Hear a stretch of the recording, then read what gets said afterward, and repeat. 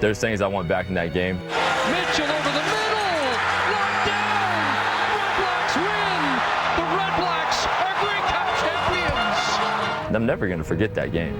That's a chance we had, an opportunity we had to be great and be talked about in a certain light, and we gave that opportunity away. I'm going to look in the mirror every single day and make sure that I'm better than that guy was yesterday. I don't think it's something you get over, it's something you get past.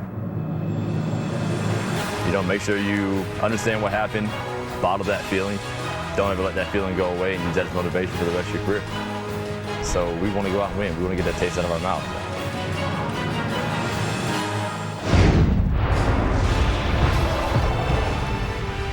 The Edmonton Eskimos, welcome to the 2017 preseason. That's so cute, the selfie. Eskimos' first preseason game.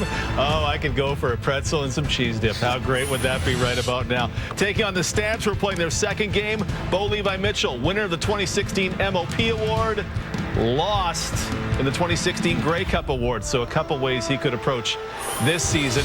And Mike Riley, number 13, wearing 0 on this day, wants to honor Larry Heibaugh for the preseason game. Hello, Canada. Welcome to preseason football. Less than 2 weeks away from the opening of the 2017 regular season, and the sparring match begins already. The salvo's fired in the Battle of Alberta preseason style. Two starting quarterbacks will get some playing time in this one tonight. Bo Levi, Mitchell, they were the two top quarterbacks in the league. Of course, Mitchell led the league in touchdown passes with 32. Most importantly, won more games than any other starting quarterback with 15. And then on that other side, it was Mike Riley, the leader in the league in passing yards, over 5,500 for the Edmonton Eskimo starting quarterback. We should see both starters for at least a quarter in this one. It has been a cantankerous training camp for Jason Moss and the Edmonton Eskimos. They had a brawl this week. They're ready to hit somebody, they say. This is their first preseason game for Dave Dickinson and the Calgary Stampeders. Their second preseason game, their final preseason game before cut-down day. They have 12 days with no games before the season begins. Yeah, they will play a red and white game after this one, just a scrimmage to help make some of these tough decisions. And boy, both coaches said that to us over the last 2 days, that there are some real tough decisions to be made when it comes down to cut-down day. Two teams that lost to the Ottawa Red Blacks in late November. The Eskimos in the East Final in a crossover game, and the Calgary Stampeders, of course, in the Grey Cup. This is Terry Williams, one of the newcomers we'll be watching for the Calgary Stampeders. Here comes last year's most outstanding player in the CFL, Bo Levi Mitchell. Yeah, second to Mike Riley in passing yards, over 5,000 as well. Completed 68% of his passes. Just an incredible touchdown to interception ratio in the regular season. 32 TDs to just 8 picks, but did have interception issues in the Grey Cup game. He threw 3. Has not seen a lot of playing time in the preseason or in practice. Story for the Stamps is who will be the backup to Bo Levi Mitchell. There's Jerome Messam, last year's most outstanding Canadian player. And remember, the Stamps practically swept all of the awards in the CFL last year, but not the big one. Yeah, leading rusher in the league. That's Jerome Messam back in the tailback spot again this season, and he will play about a quarter here tonight. Marquay McDaniel was their leading receiver, but Davaris Daniels arrived and put up big numbers in just 11 starts with just shy of 1,000 yards. Story, of course, is at left tackle, Derek Dennis. Now a Saskatchewan Rough Rider, Spencer Wilson taking over here tonight. Oh, and a big catch on the far sideline from last year's Rookie of the Year, Davaris Daniels. 6-yard pickup, but will be shy of that first down marker. So a quick 2 and out in this preseason game, and Kendall Lawrence will go back to receive this punt from Rob Maver.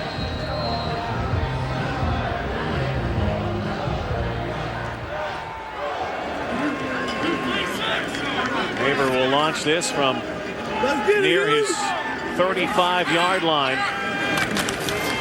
Perennial all-star punter. Good kick. Beautiful night here in Edmonton for football. 49-yarder. Kendall Lawrence dodges one and another. Lawrence We'll get some competition in the return game. Here comes Mike Riley, an unfamiliar number 0, because as a tribute tonight, number 13, Larry Highbaugh. Moment of silence. Great Eskimo was lost about a month and a half ago, and paying tribute tonight is Mike Riley by wearing 0. He will wear his normal number 13 for the rest of the season. 6-time Cup champion Larry Highbaugh, remembered and honored by Mike Riley tonight. That's why he's going to wear number 0. Said that he looked up Highbaugh the moment he saw that such a great player was wearing number 13. Getting the rock is Sean White. Such an important part of that Eskimo offense. We'll see a lot of their regulars. One name we don't see on there, Darrell Walker. Yeah, Darrell Walker that's the question here in Edmonton. You heard Milt Stigl talk about it before the game. They're going to have to try and figure out who's going to pick up that production. Could it be Vidal Hazelton, former Toronto Argonaut? Maybe it will be by committee. You have to answer that question here in Edmonton. 10-yard pickup for White, so the first down of this game. There's Hazelton wearing number 15, the former Argo, cast away last season. Picked up by the Eskimos. Riley back in the pocket and almost had that picked off. Nice play there by veteran Brandon Smith. They're going to have plenty of experience back in that secondary. See Brandon Smith and Josh Bell there, both with 6 years of experience. Of course, Brandon Smith with 10. You take a look at the front 7. Cordero Law rejoined the Calgary Stampeders late in the season. Brian Hall over from the Hamilton Tiger Cats in the interior of that D-line this year. Like someone had jumped. Al Bradbury is our referee tonight, a name you don't see as well as Tommy Campbell, who had some lie issues in the offseason, was cleared of charges, and he's back with the Stamps. Procedure. But Edmonton, number 58, 5-yard penalty, pull. remains 2nd down. Jamar Wall not here playing in this one, but he will be one of the starters in that secondary. That's going to be a good group for Dave Dickinson. Boy, and both these teams feature tremendous rush ends. Take a look at the depth that both these teams have on defense. There's quarterbacks beware. Riley again back in the pocket with time, but not anymore. Down he goes. Mike Riley brought down. Micah Johnson wearing number 4. And take a look at just the depth and talent in this Calgary defensive line. You got Micah Johnson in there, Cordero Law off the edge. Jagarrett Davis with 7 sacks last year. He's going to be outstanding as a rotation defensive end. And then, of course, I haven't even mentioned Charleston Hughes. Pick from Sean White. Roy Finch finds a hole. Look out here. Finch is going to go. Roy Finch is going to score a touchdown here. First time he touches the ball in this preseason game tonight. Takes it the distance, 81 yards. Roy Finch blazes a trail to the end zone. And Dave Dickinson told us before the game, Rod, that he's got some great returners in camp this year. Guys that can not only push Finch here, but they can also be rotation players and keep him fresh. They think they've got lots of talent. They're going to have to make some tough decisions, but you know one thing, they're not going to get rid of that guy. He's got that great open field speed straight down Main Street on that return. Former Oklahoma Sooner, of course, out of Niceville, Florida. Broke into the CFL with the Ottawa Red Blacks, wears red and white now, and this was a thing of beauty. Barely touched here. Found the hole. See you later for Roy Finch, an 81-yard touchdown to open scoring. Who scored his first punt return touchdown in the Labor Day Classic last year, but he took one back 85 yards against the Edmonton Eskimos. Well, he's going to take this right down the middle, and this game in preseason is all about these guys trying to make the team. Now, Roy Finch, we know what he can do, and he's done this before at the pro level. What the coaches are trying to find out is who can cover, make tackles on special teams and who can make the big blocks on special teams in the return game. Have some film to look at on that play alone. Kendall Lawrence smothered on the far sideline. Did you see that head shake from Roy Finch? There's Kendall Lawrence. And we talked before the game with a number of people about some of the players to watch. We're going to see a lot of players late in the game, by the way, that you may never hear of again, but you might hear of some soon. And Rod, it's, as I mentioned, it's those special teams that are going to be the make or break moments for a lot of these young players. The veterans will get the benefit of the doubt because the coach can look back on game film on them, but the young players, they got to see, can they cover on the teams? Can they make those blocks and become backups? Riley slinging it out. And Al Hazelton's first catch as a member of the Edmonton Eskimos in preseason play. Led the league in passing yards. 5,500, as I mentioned. Bo Levi Mitchell right behind him. Jonathan Jennings. Looking for a big year out of Jonathan Jennings in BC. Second year as a starter, over 5,000 last year. There's your leader. Another first down for the Eskimos at their 44. Riley fires. Darius Bowman.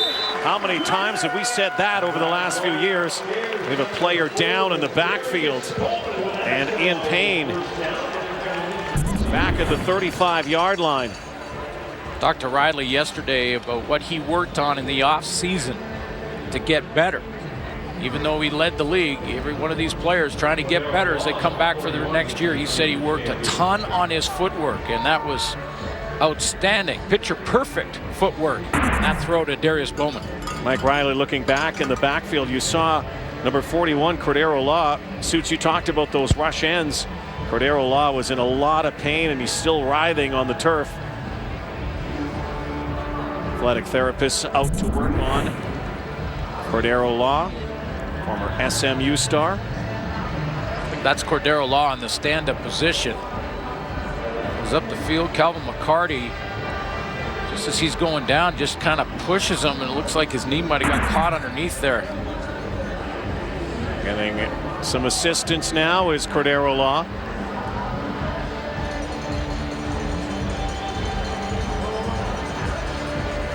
Had some injury issues. Really sparked the Stampeders over a 4-game span with 3 sacks. There's Devon Claybrooks, who used to roam those front lines in the Canadian Football League. Now, of course, the defensive coordinator for the Stampeders. A defense that led the league against the run. Right around the 72-yard mark per game. Anytime you're under 100, that's great production on defense, and also gave up the fewest points per game. The hazard of preseason games, you have to get your action in, you have to get your reps in. There's a lot of evaluation, but you don't want to see anybody go down. No. First and 10 after the Bowman catch. 47 for Riley. And he's going deep now. One-on-one, and looking for Brandon Zylstra. Joe Burnett on the corner, the former Eskimo, was right there, and Brandon Zylstra. Did this guy light a flame last year for the Edmonton Eskimos? Yeah, he's right on the outside to the wide side of the field. Going to go one-on-one here with Joe Burnett. The ball's a little late coming out of there from Mike Riley, and they have to kind of wait on it down there by the goal line. Just a nice knockdown by Burnett. And Dave Dickinson told us before the game that they like the versatility of Joe Burnett. Former Edmonton Eskimo can move and play that linebacker spot or play out there on the corner. Zylstra made an immediate impact upon getting in the lineup last year. All he did was catch balls and score. And miscommunication there between Hazelton and his quarterback. Well, Calgary wants offensive pass interference. Jordan Safon was up there playing corner, and Vidal Hazelton ran right into him. Did not see the ball to the left of your screen. Did not know he was the target here, and he just went out and basically hit the young corner. Sean White, lone soldier, now kicking and punting. for the Edmonton Eskimos. Great season last year, field goal kicking, and the punt is around the 25-yard line. So the Calgary Stampeders, Bo, back at it when we come back.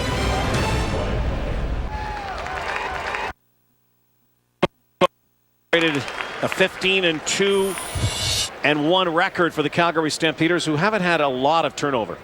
Not really. I mean, the big loss there with Derek Dennis at the left tackle spot. But, you know, the top two names on those lists, they're backups. Drew Tate gone, and they're trying to find. Dave Dickinson needs to find who will be the backup. Right now, that's Mitchell Gale, former Saskatchewan Rough Rider. He'll get some reps in this one tonight. They're also taking a long look at Andrew Buckley, and he will play as well. But Dickinson is not sure who's that backup is going to be to Bo Levi Mitchell. Buckley, who had 8 touchdowns rushing last year, was a third-string rushing quarterback as Jerome Messam goes plowing. So not a lot of turnover in the roster for the team that went to the Grey Cup as heavy favorites. And, you know, they faced last year the same thing that Edmonton's facing this year, trying to replace a star receiver. Remember Eric Rogers, who went to the NFL. And off again, 2nd and 3 for Messam. Coming off another outstanding season, really carried the load for the Calgary Stampeders. One of the reasons they went to that Grey Cup game, and of course were unable to celebrate after such an incredible season. Remember back in 15, they had to replace this guy at 1,448 yards. Well, if you project the Varys Daniels numbers, because he only had 11 starts, but if you project that over 18 starts, identical numbers. Wow. So Calgary Stampeders found their next guy. Their guy. Double D. Mayor Jordan on that far side. There's Varys Daniels.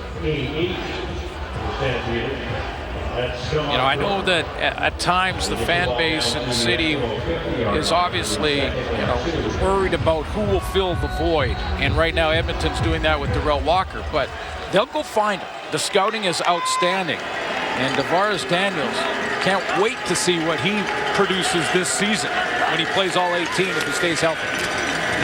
Bo Mitchell goes slinging, and the catch is made by Jordan. Down inside the 15-yard line. Kamar Jordan, back-to-back catches here. Now into the score zone, into the red zone. Looking end zone are the Calgary Stampeders, the former star at Bowling Green. Well, and it was influenced, this play was influenced by Marquay McDaniel on the under. He pulls the safety, Neil King, with him, and the safety is then late getting back to that backside post. Bo Levi Mitchell read it, saw it perfectly, hit Kamar Jordan on a 36-yard.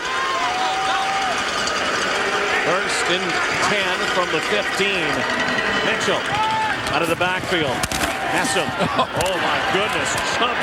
He just bulldozes in. Are they saying he's down? They're saying he's down at the 1-yard line. 13 yards. Jerome Messam, the one-man wrecking crew. Yeah, they got the Messam Express back, and this is the tough thing for the defenders. You have to go low on him, and if you go low and he sidesteps you or jumps over you, you can look pretty silly, but it is almost impossible as a tackler, especially for DBs, to take Jerome Messam on high at 255. Mitchell Gale. Gale will go into the end zone. There's a flag that flies. Didn't you just get a little sense of deja vu? And though it wasn't Andrew Buckley, the last time that the Calgary Stampeders hovered near a goal line like that we saw, of course, was in the Grey Cup game that I'm sure Dave Dickinson has had a few sleepless nights over the winter and the spring thinking about what could have been. Offside. Edmonton, number 23. Penalties decline, play results, and a touchdown. So it's a touchdown for Mitchell Gale, the former Argo and Rider, now a Stampeder, trying to lock up that backup job behind Bo Mitchell. Just goes off the left side of the offensive line here, but you're right, Rod, that's going to be one that they will think about forever, and it's part of what's motivating them this season. I heard the great debate between Chris Schultz and Milt Stiegel in the studio. Do you use it as motivation? They had it on the 1-yard line in the Grey Cup Championship, a chance to take and win that football game. Didn't get it done. And and now can use that as motivation this year. It's a season of redemption for Dave Dickinson. Calgary Stampeders have an early lead here at Edmonton. The legend in the house honoring Hugh Campbell. Guy who led the Eskimos to that great dynasty in the late 70s, early 80s, 5 Grey Cups. Son, of course, won the Grey Cup game with the Ottawa Red Blacks. Rick now the head coach. Hugh Campbell is revered in the city of champions. So he should be. He's going to join us as well. Can't wait to see Mr. Campbell and catch up with him. How about this guy? You like this guy? Itty bitty. I just saw him out there. I thought he was a ball boy. Yeah, you've been waiting to get to this guy. Ladarius Van Leer out of Tennessee Tech, 5 feet 6 inches. Nashville guy. That's why you like him. See if he gets the ball here. He will not. There it is. He does get it. Yeah. And Ladarius Van Leer might see a little bit more. The Eskimos like him a lot. Well, now the question for this offense is, as Milt Stiegel said, how do you replace Darrell Walker and his over 1,500 yards last year? Darrell Walker down in the National Football League. Maybe it's by committee. Brandon Zylstra, 6 starts last year, over 500 yards. If you add up his numbers and the best year for Vidal Hazelton, which was his rookie year in Toronto, you get close to those numbers for Darrell Walker, so maybe it'll be by committee for Mike Riley. Eskimos have been moving the football, just haven't been able to score that ball. Down 14-0 here. The Roy Finch punt return touchdown. There's a 7-yard gain from John White. Talked to Mike Riley yesterday about the void that will be in the offense. Over 100 catches for Darrell Walker. He said, you know, the catches were remarkable, and he was one of those receivers you could trust in coverage that he would win the battle. But he says it's his physicality that we're going to miss as well. We've got to see if the other receivers will block as well as Darrell Walker blocked last year. Fumbled football, and the Stampeders recover. Starting unit so far for the Edmonton. Well, and I'll just wrap up that thought too, Rod, that as we showed you, Calgary Stampeders had this dilemma a couple of years ago replacing Eric Rogers. They found their guy in Daniels. They'll find a guy. Everybody seems to find that guy. You talked about the plethora of rush ends in the CFL, and Dave Dickinson before the game was telling us about how there are so many good receivers. Almost every team in the league loaded full of great rush ends, great receivers. Direct snap back to Jerome Messam, straight arm, and then drag down. 4-yard pick. Well, it's a great point. I mean, let's take a look at the Edmonton D-line. You've got Philip Hunt added to a group that had stars like Odell Willis, Marcus Howard, Omondo Sewell. I mean, that's another star-studded defensive line in the CFL and in the West Division. Or I get calls from all the teams in the East. There's some good ones out there, too. We'll continue. We're going to have a lot of time for the third and fourth quarter. Yeah. Bo Mitchell, our side, and I found an early target here, a favorite target in Jordan. Our Jordan again.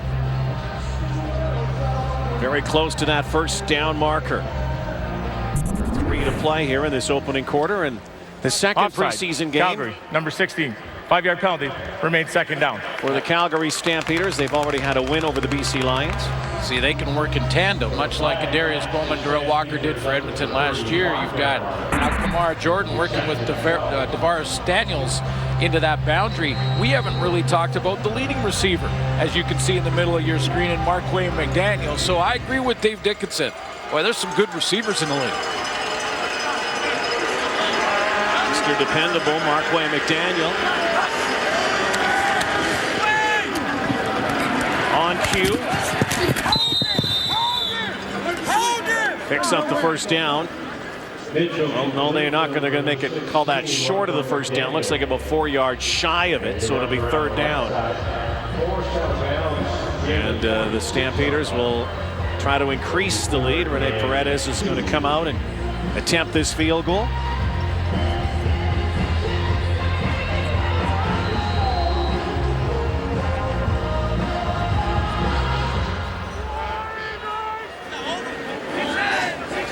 Paredes last year, 87.5%.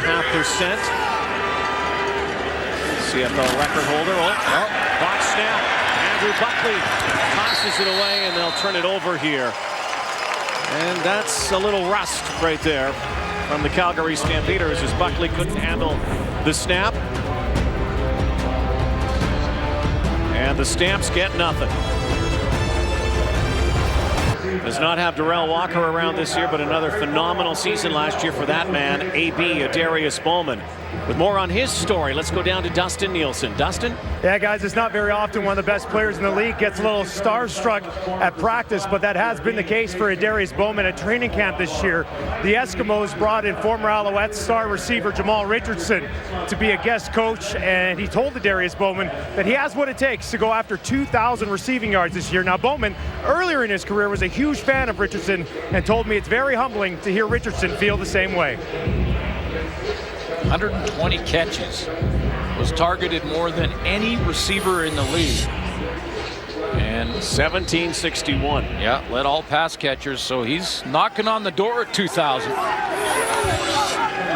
Jamal Richardson, of course, one of the great receivers in Montreal Alouettes history. Big lick over the middle, but Vidal Hazelton has another, a 9-yard pickup. Yeah, Riley got him the ball just in time so that Hazelton could protect himself from the hit from Malik Harris.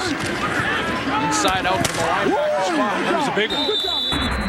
Just ducked in time. Second and short yardage. The thing Mike Riley does not have this year is the luxury of having Jordan Lynch around. Of course, James Franklin is their backup quarterback, and many people feel will be a starting quarterback in the CFL not too far down the road. Well, Jason Moss told me yesterday that he feels like he has 2 starters right now. 1 in 1A and Mike Riley and James Franklin. So another former quarterback, head coach on the sideline.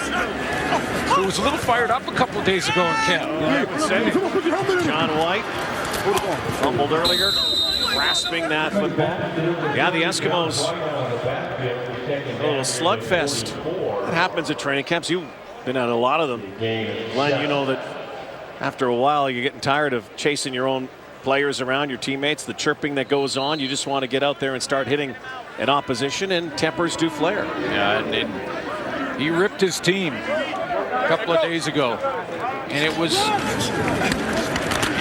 as much about the fighting and the lack of discipline in that regard. I talked to Moss about it yesterday, and he said that it was as much about that as they were running some drills that just weren't being run properly. And Jason Moss is a stickler for the details. And you better do it his way, or it's apple in a roadmap. And he just made that perfectly clear to his entire team a couple of days ago that wouldn't be tolerated. You run the drill properly, or you won't be here. Well, of course, there have been changes off the field for the Eskimos. GM Murphy was dismissed. Rob Sunderland is the new general manager. Some coaching alterations as well for the Eskimos, but a team that they felt they could have been in a battle of Alberta in the Grey Cup game. That's what they wanted last year, and they never got there. That's the end of one quarter here. 14-0 Stampeders. Electrifying punt return from Roy Finch. Big drive engineered by Bo Levi Mitchell. The difference so far. Preseason football, the CFL on TSN continues. Well, he's a legend in these parts. A guy who coached Grey Cup championships, of course, the Dynasty. Canadian Football Hall of Famer. Hugh Campbell provided us with the coin toss here tonight, was honored as well, and it's great to see Mr. Campbell back with us again. How are you, sir? I'm doing great, Rod. I'm glad to be back with you and Glenn and with the CFL. I'm a CFL guy all the way, so I go to a different stadium and root for a different team every time. Last time I saw you, you were rooting for your son, of course, Rick, who I don't think I've had a chance to talk to you since they won the Grey Cup. Yeah. How that must have been a great Christmas in the Campbell household. It was really a thrill for me because I could be relaxed during the game. Of course, we have Molly over with the Stampeders and all my ties with the Eskimos. And another daughter was born in Saskatchewan. So it doesn't matter who's playing, I can find people to root for. Hugh, I was going to ask you about that because, you know, you've obviously been a part of some big moments when it comes to football in this country. Were you most proud out of all those 5 in a row here in Edmonton when your son won it, was hoisting the cup? Oh, yeah. It was more of, it was a big pride. I had nothing to do with it other than maybe something I said to him at the dinner table when he was 9 or 10. But, it was just fun, and Dave Dickens is such a good guy and good friend, and Jason Moss, Rick saw him at Oregon when Rick was an assistant there. You know, we're all connected, and it's just good to have the CFL have such exciting football, and I know that the fan base will continue to grow as these great players show their exciting skills. Brandon Zylstra, the catch. Sad news, of course, with the passing of Larry Highbaugh, and anybody who was a CFL fan in that era remembers number 13 well. You knew him very well. I did. Larry Highbaugh is a great football player. At the time, he was the best punt returner in the world during his prime. There were a few years in there where he was the very, very best. Intercepted a lot of passes, was a smart defensive back, like the guy standing next to me. Just made great decisions. He played defense according to the score. He was not going to get beat deep, and just a dream to have as a defensive back. You played and had a lot of quarterbacks, great quarterbacks, and Mike Riley right now tonight honoring Larry Highbaugh. It moved me that Mike would do that. Mike's such a player. He's a Joe Cap type player, a guy that plays aggressive quarterback position, and a guy you can get behind. And for him to give Larry a little spotlight at the end like this, I thought it was a nice gesture. And I've always rooted for Mike Riley, except maybe in the Western Final last year. Hugh, how has the game changed since the 5 in a row? How has the game changed in your mind?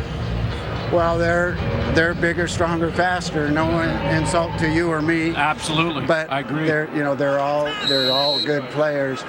I think the way the game's changed the most, and some of it happened while you were a player and while I was a coach. The amount of speed and emphasis on pass receivers making yards after the catch, the running backs that have the skills that they have and can block and protect the quarterback. Everybody's better. The offensive linemen are bigger and stronger. The ones we had were as tough as any, and in this day and age would be great.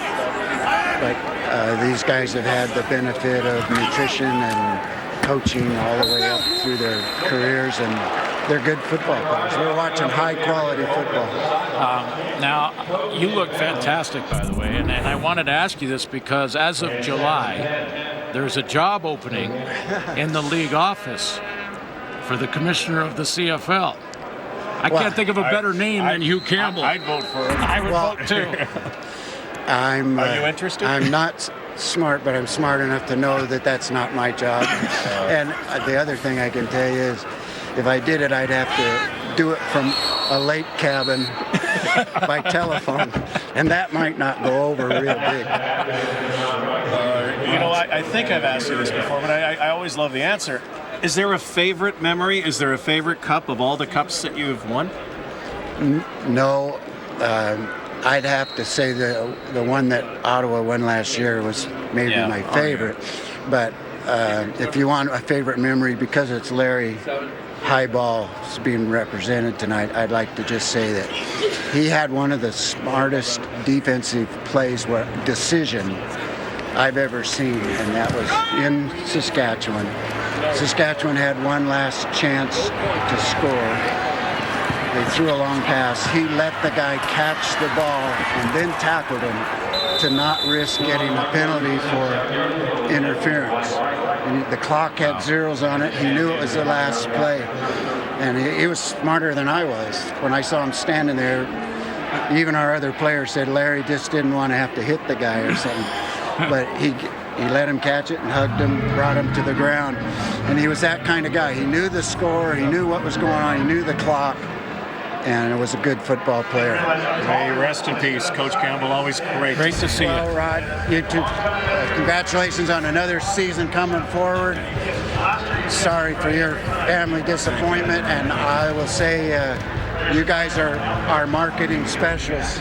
Keep selling our game. It's a great game. Thank you. Thank you. Calgary Stampeders still pitching a shutout here in this preseason game, early second quarter. Missed field goal, and Bo Mitchell takes over. Fires over the top. Catch made by Lamar Durant near the midfield stripe. Isn't it great to talk with you, Campbell? Don't you ever think after, you just be around the man? He's like a legend in sport, just not Canadian Football League, but don't you find that you just learn a little bit more and things are a little bit better whenever you speak with them? Without question. And, I just such a great ambassador for the game. Was a tremendous player, fantastic coach, and as you heard, maybe as good as a player and coach he was, an even better father and family man. Yeah, that's for sure. Markway McDaniel brings it close to the first down marker. A man who began his career in the Saskatchewan Roughriders, won a Grey Cup, and then, of course, led the Eskimos to that dynasty run, the 5 in a row, executive, coached in the NFL with the Houston Oilers, coached in the USFL with the LA Express, and of course in the Canadian Football League. Yeah, I would vote for him as the new commissioner, and he can run the league from his cottage if he wants. That's okay by me. He's Hugh Campbell. He's Hugh Campbell. Bo's getting a few more reps into this second quarter. Second and inches here.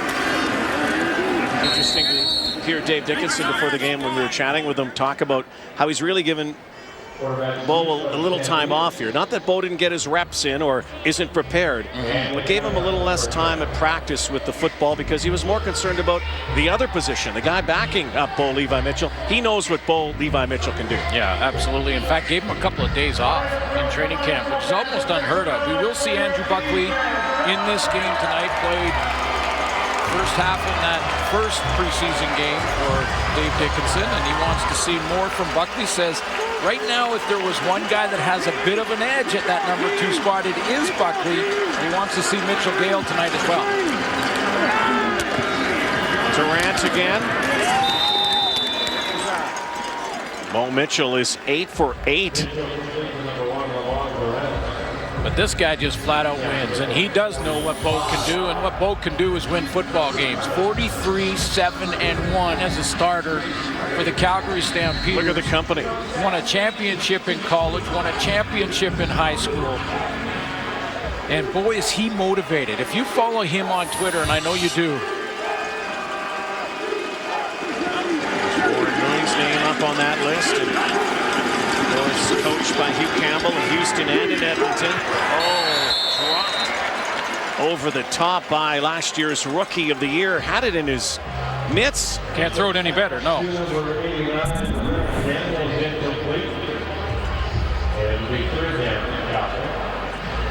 So maybe thinking sprinting before catching. Took a peek down the field before he had secured the ball. So Rob Maver is going to punt this away, and again, the little guy is back. Darius Van Leer trying to find a spot in the Canadian Football League. Undrafted.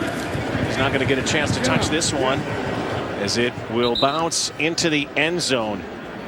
At least they're looking at it right now. It is in the end zone for a single point.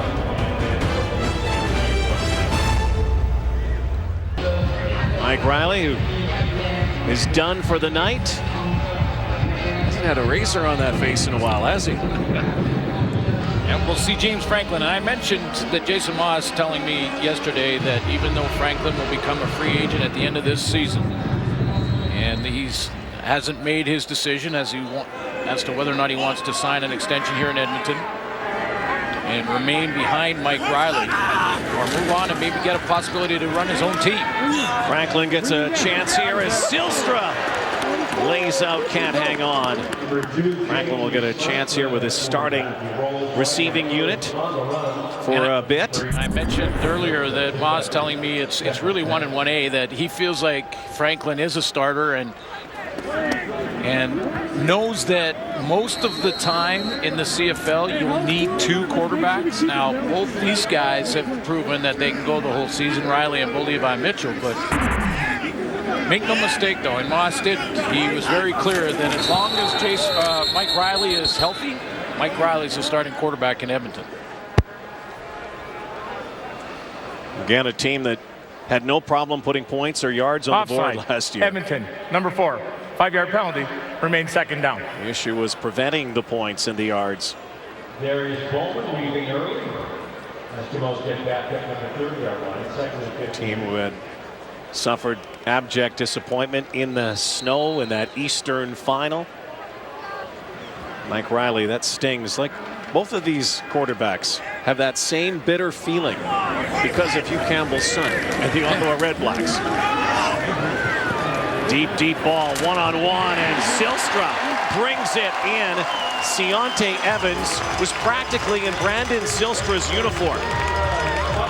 There's good patience by Zylstra here and wait for this ball to come down, and just a little subtle push in the back of Joshua Bell as the ball arrives. A lot of air under it from James Franklin to the wide side of the field for a 30-yard gain, and Ciante Evans in coverage, not Bell, but just didn't get a ball call. 40-yarder to the 40. Wobbled by Trayvon Van. Former Red Black trying to find a spot here in Edmonton. They've got a bit of a crowded backfield competition. Talked about Kendall Lawrence, who can play back there, and John White, of course, and now Trayvon Van.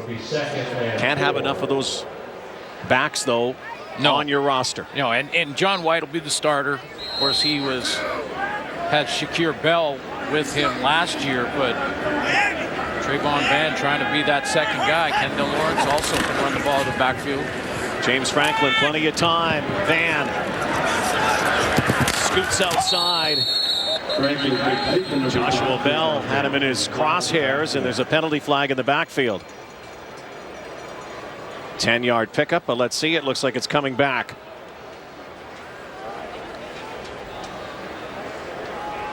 Illegal block, hands to the face. Edmonton, number 50.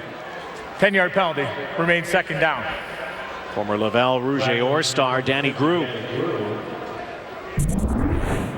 Well, I'm going to promise offensive linemen that this year I won't just circle them or put the arrow on them when they make a mistake, because especially they're a lot bigger than you are. That seems to be how it works with the O-line. We'll show them doing some good things too. In the studio is smiling right now. Yeah. James Franklin with a dart. A good play by Brandon Smith in front of a Darius Bowman. Yeah, that's just a great defensive play. That's Brandon Smith, 10-year veteran, 32 years old, coming across underneath and having the confidence with a Darius Bowman, the leading receiver from last year, in press coverage, cuts underneath to the ball. He misses that ball, and a Darius Bowman scores. But when you have confidence and you're a veteran like Brandon Smith, you make that play. So Sean White once more has already missed once. Danny O'Brien, another former member of the Red Blacks, is the holder here. And we're also seeing some holders, new holders with kickers. Still getting used to this. White puts this up, and Sean White puts it through. Coming off an amazing year last year, Sean White. 93%, 50% here tonight. Puts Edmonton finally on the board. Stamps lead 15-3, preseason football in northern Alberta. Master Bruce, you should get to know your son. What are you doing? I'm trying to give you a hug. Thought you were attacking me. I want to be just like you. Obviously. Oh my goodness, I am so sorry. The Lego Batman movie on Blu-ray. Schick Hydro, protecting mankind one face at a time.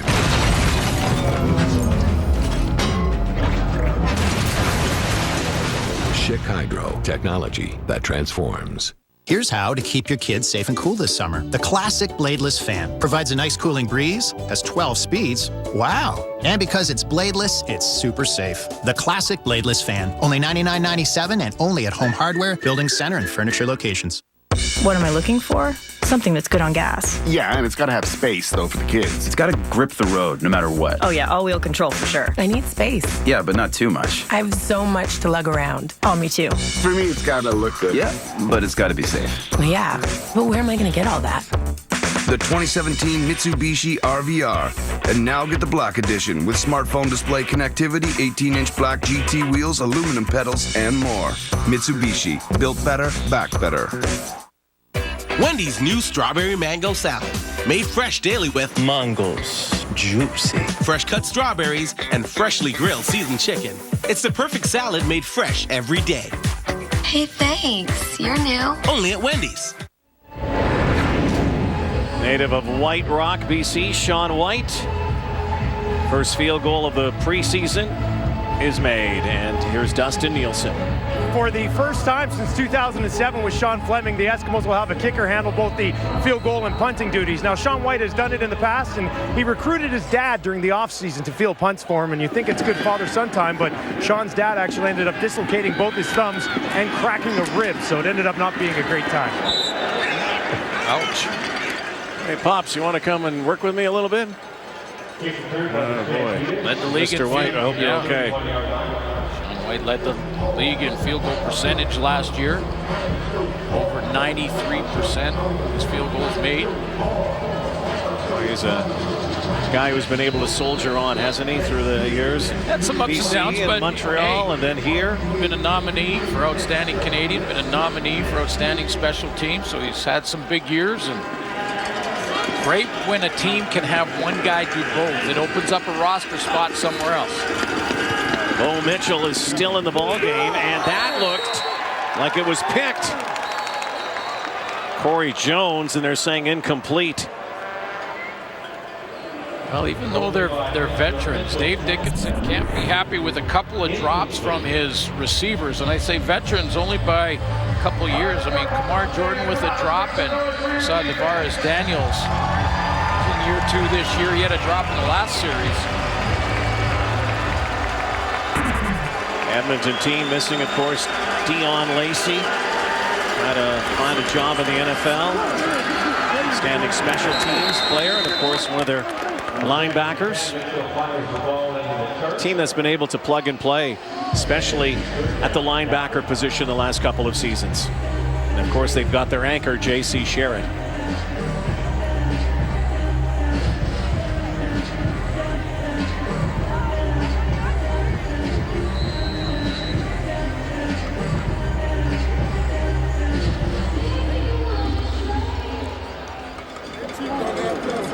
Back to return now. AI May.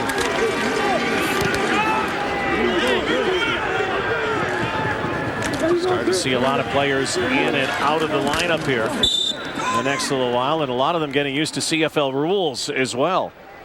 Fresh out of college, fresh out of free agent camps. More turnover on the roster for the Edmonton Eskimos. Of Fidel Hazelton, we've talked about Trayvon Van. Kendall Lawrence back from Saskatchewan. A couple players on defense, and then you look at the guys we've talked at length about. Darrell Walker, Horn also gone. Lacey, you mentioned. Patrick Watkins,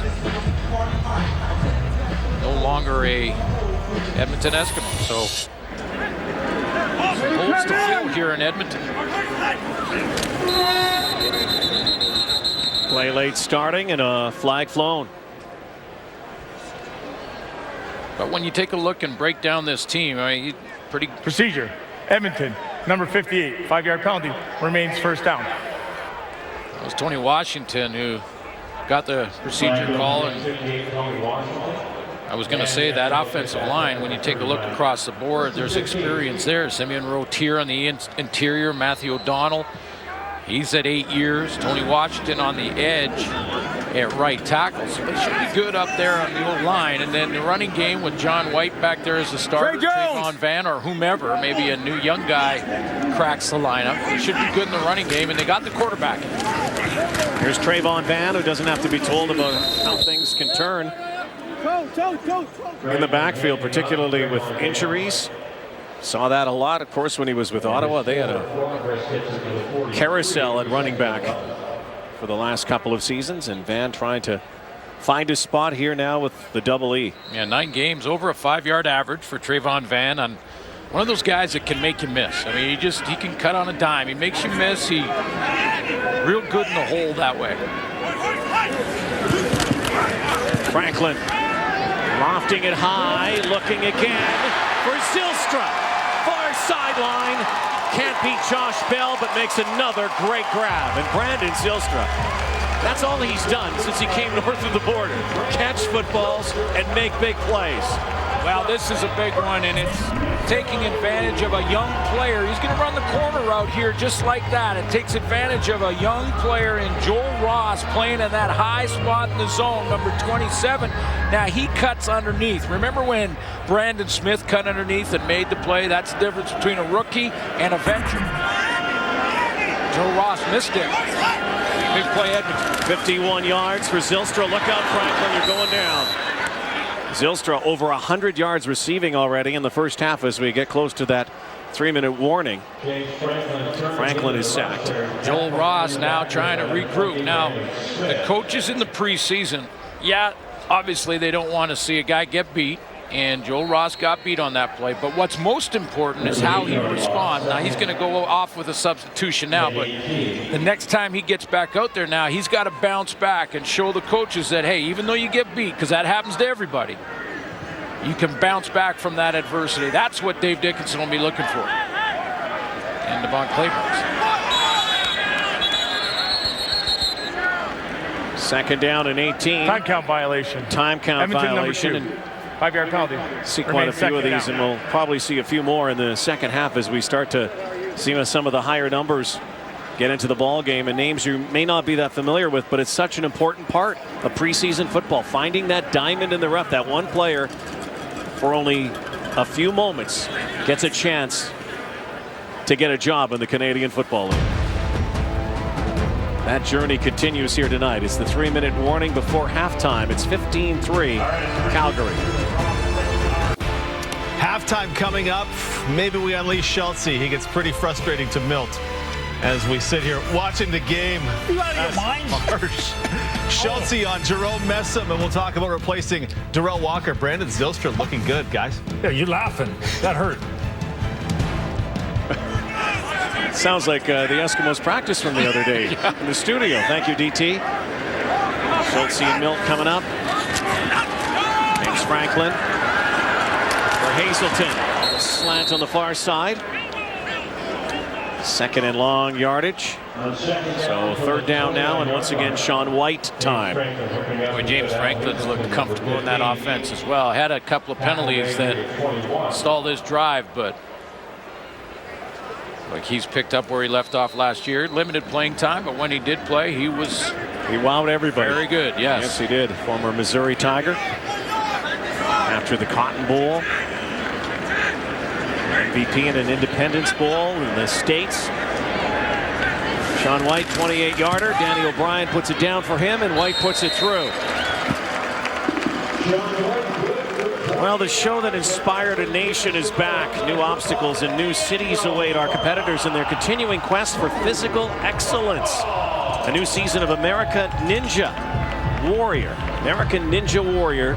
Mondays at 8, 7 Central, starting tomorrow on CTV. You watch that? I'm going to. Oh, I watched it. It's oh yeah, everybody loves American Ninja Warrior. Joe Ross got to now get that bad play out of his head and get back out there and compete, show the team that it's adversity he'll be able to overcome. That's what the preseason is about. It's evaluating the players. You got to make that good first impression the first few days of camp. Then you got to show the coaches that you can, through through the injuries and when you're fatigued because of the rigors of training camp, that you can still maintain your concentration and focus throughout the entire camp and not make mistakes. And then when the lights come on, game day, can you make those plays and bounce back from mistakes? Markin Michel is collared right at the 25-yard line. Out of UMass. Number you don't see very often on a returner. 72, but that's preseason football. Well, yeah, they run out of jerseys. You just get what you get. Or sometimes, as we've seen in some teams in the league, you double up. They double up or triple up. Yeah. One of the great things about evaluation time and preseason time is Bo Mitchell is now done for the night. Mitchell Gale comes in, is seeing some of these new stars that we might be mentioning down the road. It has to start somewhere. Number 8, Mitchell Gale at quarterback. Mitchell Gale's first pass is complete. Jamal Nixon. Just another night at the office for Bo Levi Mitchell. 8 of 11. 2 of those flat-out drops. We saw Kamar Jordan and Tavares Daniels both drops that hit him right in the chest. Such great similarities between the two guys on either side of the field. Both were third-string quarterbacks at one time. Nobody really knew their names for a while, and then they became household names. Really the MVPs of their teams. They both won Grey Cups, of course, back-to-back years. Well, it looked like Drew Tate was going to be the starter in Calgary when Bo was the backup to Tate at that point. And I remember talking to Dave Dickinson, and he just flat-out said, our quarterback is Bo Levi Mitchell, and he is going to be for a long time if he stays in the league. And both have also become daddies. Yes, yes. A little gray there on Mike Riley. You said that. That one's picked off. Interception from Kent London, Southern Oklahoma. Mitchell Gale slow to get up, and that duck went fluttering as he was throwing that. He got hit, and Kent London in his first CFL test has a pick. Looked like Adam Konar was coming on a blitz here for Edmonton, and he gets real close to being a low hit here on Mitchell Gale. Go ahead and run it, guys. He goes into that gap between Marcus Howard there, and you can see he goes low, but he does get his helmet in contact right around the waist area of Mitchell Gale. It just locked his knee, and that's why Gale was limping off. So now Franklin back to work with Trayvon Van, and they're giving Van a lot of touches here in this second quarter.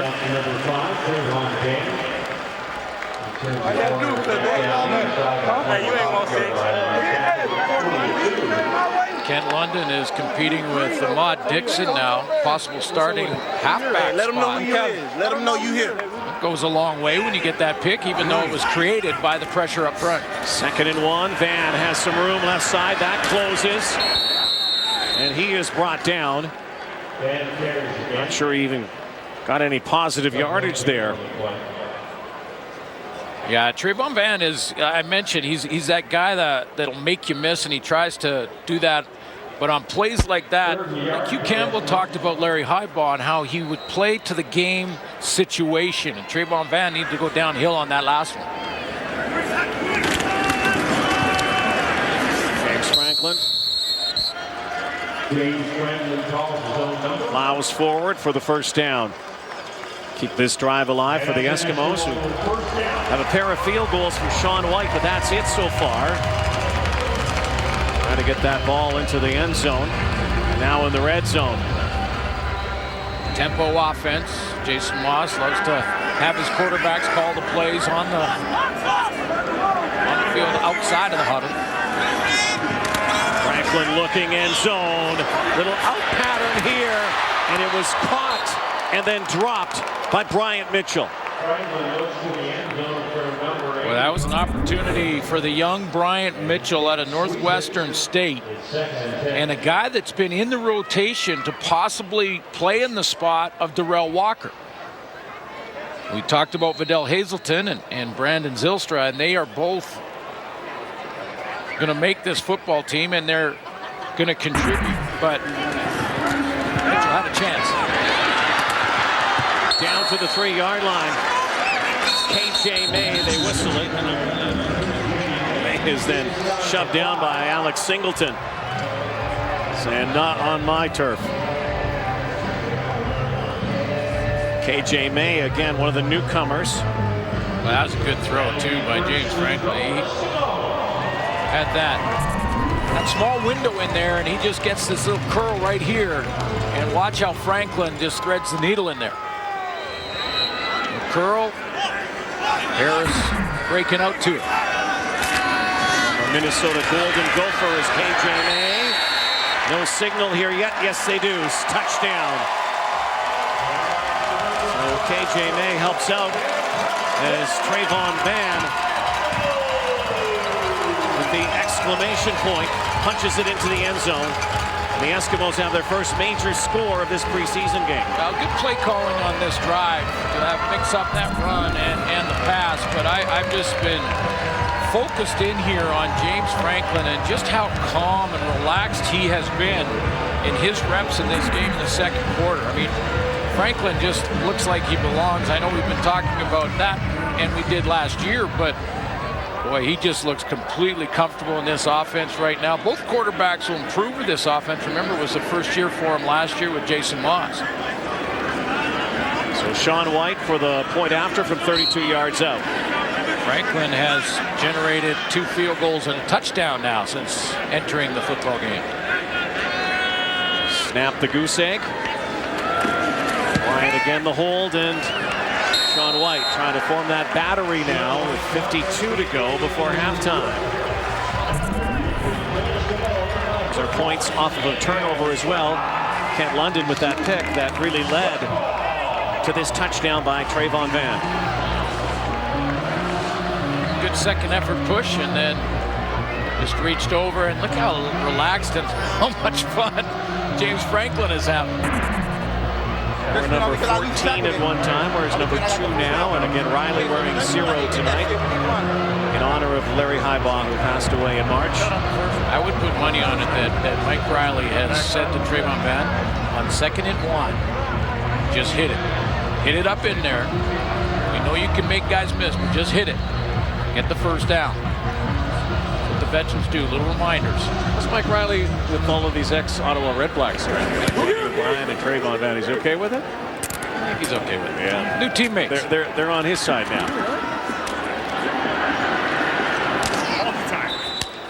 AJ Cruz up near the 40-yard line, and starting to see some of these players from American colleges now. Good to see, Rod, that Mitchell Gale is okay. He was limping off after that close to low hit by Adam Konar. It was right around waist height. Can't be below the knees or it's a penalty. No flag on the play. Let's see if he can bounce back from that pick. Gale, of course, part of the legion of quarterbacks that the Argos had to go through last year when Ricky Ray was down with injury, led his team at the time to back-to-back wins. Roy Finch, who opened scoring, romping for 81 yards. Punt return touchdown. Let's see if the Stampeders will put any more points. It's a little bit different in a preseason game. You don't want to take any knees here. You want to show your stuff. Every rep matters. Every rep matters. See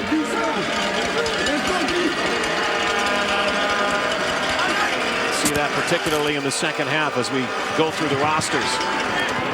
Oh, he dropped it in there nicely.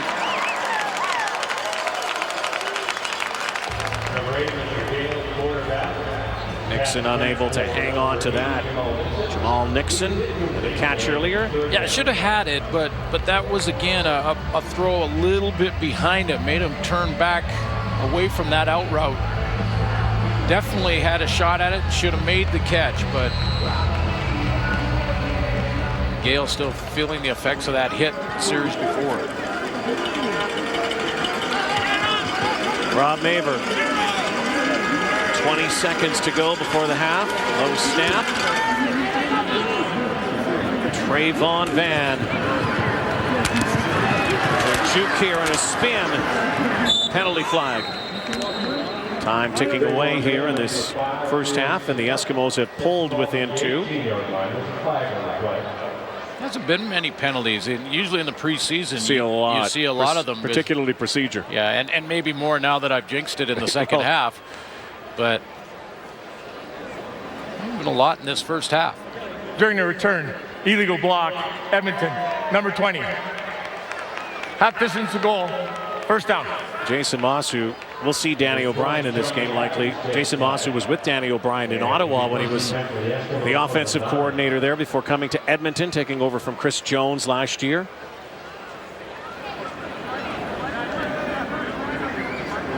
And it's James Franklin time right now. We'll get more into this in the second half, but Jason Moss no longer calling the plays. He's got a new offensive coordinator. More on that in the second half. James Franklin will take a knee with basically 105 yards to go. The Eskimos will be down 2 at the half, and again the score is kind of inconsequential during a preseason game, but you like to get that winning habit, that winning feeling early on. Let's see what happens in the second half. Stamp started early. The Eskimos finished strong before halftime. 15-13 here in Commonwealth Stadium. Stampeders preseason football in Edmonton tonight. Here's Jason Moss, head coach of the Eskimos, with Dustin Nielsen. Jason, your first chance to see your team hit somebody else. What do you think of them in the first half? The hitting was great. Playing another team was great. We're down 2 points. It's a tight game. Just want to finish now. That's what we're all about. What impresses you the most about James Franklin? I think he led a touchdown drive and 2 field goals. You know what? Poise. He doesn't let a lot of things bother him. I mean, he didn't make the correct read in a couple plays. He comes to the sidelines. We correct it. He goes back out there and slings it still. So, you know, he'll stand up there in the pocket and throw. He's got great poise. That's what we enjoy about him. I know with no Walker, you're going to be looking for somebody else to pick up some catches. Zylstra was great last year. What can you say about his first half? I mean, he's exactly what we believe he is. I mean, he's a guy that can make plays. He has a great catch radius. You know, if the ball's around him, he usually comes down with it. So, you know, we're excited about Brandon. Jason, thanks for this. Thank you. All right, thank you, Jason and Dustin. And Mike Riley played the first quarter. Cap on, spectator now. He's asking him about that foliage he has on his face earlier. I said, he says, well, my wife's coming into town next week. I may not last that much longer. That'll be probably the end of it. Letting it grow. He said when he got to camp, he was just happy to get a good night's sleep because he's got the new baby, as you mentioned. Yeah, late last season in Brooklyn. Again, we're going to start seeing a lot of players getting their first crack at the Canadian Football League. There's veteran Pascal Lochard, former Bomber. The other thing that has to be balanced here is when you've got guys like Mike Riley or James Franklin in the game, and it looks like Franklin's coming back out. Who they're with and who they're against. That's right, and who making sure that you keep as many starters around them as you can, especially in the protection area, the O-line and that starting running back. To get those guys hit. Hands off to Trayvon Van. Another touch for him. Bursting outside now. Trayvon Van, first down and more into Calgary territory. His best run of the night, Suits. Yeah, that's what he's great at. This is the strength of Trayvon Van. This cut, as soon as he gets the ball, watch it. Up in the middle, cuts to the outside, and then accelerates to the sideline. That's his strength. 6 carries, 45 yards for the former Ottawa Red Black. James Franklin getting his time right now. Van, though, is going to be swallowed up in the backfield. It is a fine dance, though, in the preseason nowadays, as opposed, you know, maybe a decade, maybe a couple of decades ago, and the limited time that coaches have to see players. Well, you remember back in the old days, there was 4 preseason games, and training camp went for over a month of 2-a-days, so lots of time to evaluate young talent. But as we talked about yesterday, talked to Jason Moss, he said, you know, the scouting is so good now, too. The mini camps down in the States. And you don't miss many guys. Players. That's right. Yeah, they're turning over all the rocks and finding these players. Second down and 10. From the Calgary 51. Franklin with protection. Fires in. And lunging for the first down is Dakeel Williams. Auburn Tiger.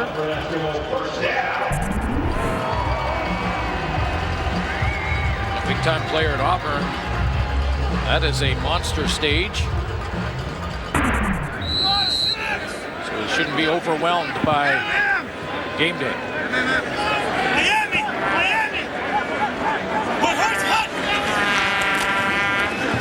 Three to his right. Franklin goes there. And catching it. And into the end zone. Oh, what a catch. Welcome to the Canadian Football League, Dakeel Williams.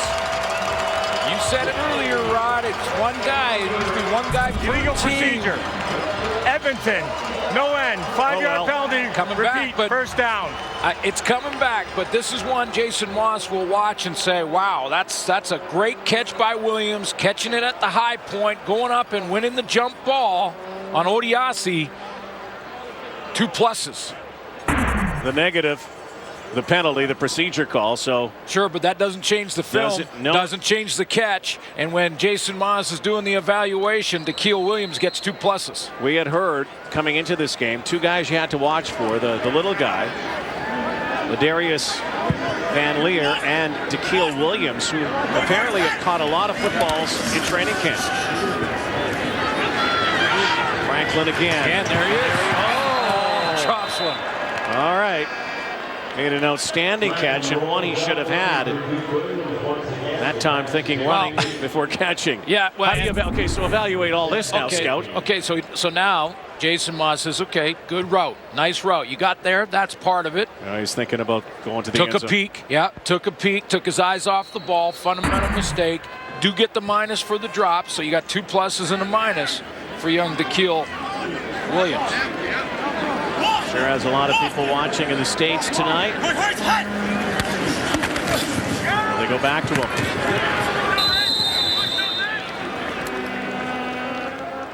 Outside Anthony Barrett there. Barrett, the former Edmonton Husky junior football player. He's tackled at the 34-yard line. 3rd and 4. So they'll be short of the first down, and once again, Sean White, chance to give the Eskimos their first lead of the night. This will come from the 40.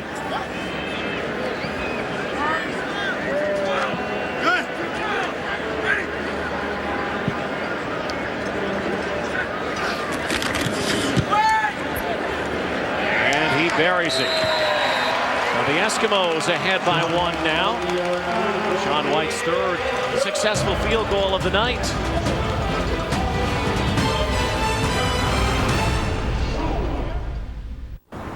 Hey, Alan. Weeks will be down there providing all the coverage. It's a great golf city as well here in northern Alberta, Edmonton. Quickly downfield. Harry Williams is wrapped up. Like he had a moment. Dave Dickinson's plan at quarterback was to try and get these guys about 15 reps, and if that meant it went from one quarter to the next or halftime to the second half, that he wanted to make sure that each one gets around 15 snaps. So Mitchell Gale back in the huddle. Gale in the first preseason game was 5 of 9 at just 55.6% completion percentage, which is low by the game standards today.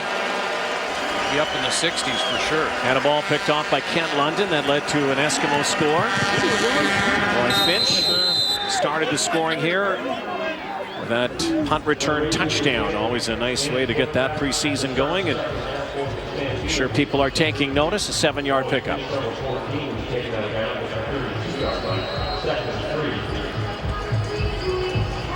Start to see a lot more names and a lot of the draft picks in the Canadian College Draft filtering into the ball game as well. Second down and 3 here. Gale pulls it back and goes over the top. Yeah, tough to evaluate when you take a look at some of these throws from Mitchell Gale. In that first half, the one that was slightly behind, it was Kamar Jordan, but slightly behind his receiver. Should have had it, but it was a tough catch. Milt Stegall says sometimes you got to make those tough catches. That was another one, just slightly off on the accuracy department. Not sure enough to get a minus from his head coach, but looked like to me he made the right read, and the throw was just not quite accurate enough. Julian Lynch was the intended target. The draft picks out of Saskatchewan. Kendall Lawrence watches that go out of bounds. Ball went out of bounds between the 20s. Not a good kick that time. James Franklin back at work when we come back to Edmonton. Porter and has put together a couple of real nice drives.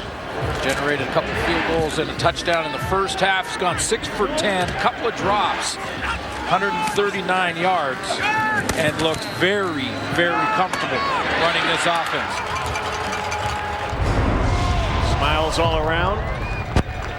Franklin now changes up this play. Center Justin Sorensen.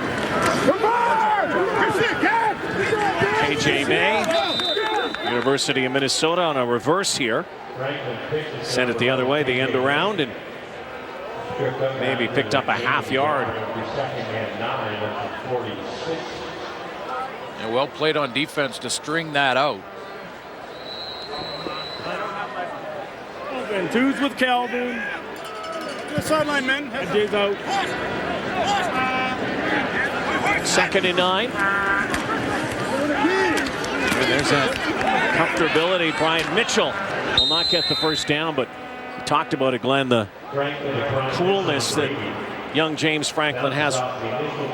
He's really had it since he came into the Canadian Football League. Do you think it's because of the success he had in the NCAA and the fact that he was winning and playing on such big stages? Yeah, absolutely.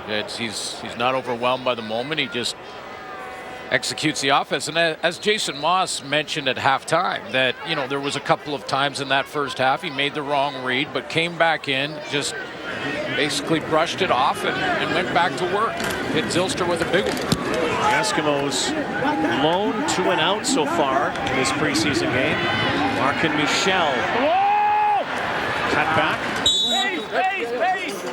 Might be the toughest job trying to get, because you try to do so much as a returner. You try to make it into the Canadian Football League. Well, that applies to every position. I mean, and Dave Dickinson mentioned it in his halftime interview, and what he's looking for is that players just execute their assignment and then make the right decisions on the field. Be consistent with it. That's what coaches are looking for. They want that player to earn their trust. I can put him on the field and it's not a liability. Mitchell Gale still at the controls. Slings one in up near the 40-yard line. That's his best throw.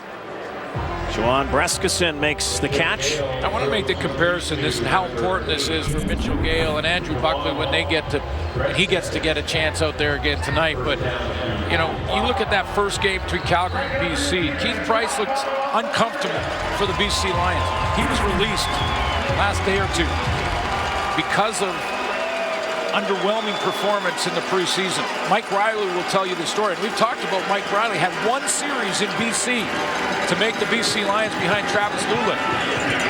Another toss, and this is helping Mitchell Gale's cause right now to the far side, and there's a penalty flag, however.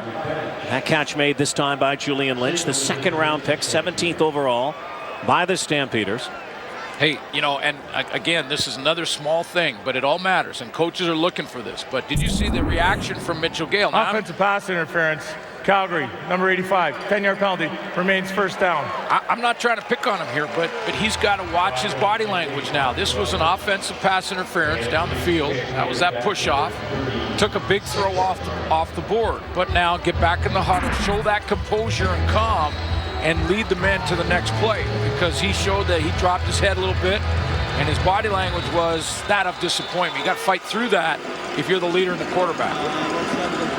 Lynch, by the way, a former high school basketball player. Dave Dickinson wants the challenge to see if that was just a stumble or was it an actual push-off. Like a push-off to me. So this will go back to CFL command. Calgary is challenging the previous play. for an offensive pass interference call. This will be reviewed. 3-point game at 1 point. Now a 1-point lead for Edmonton.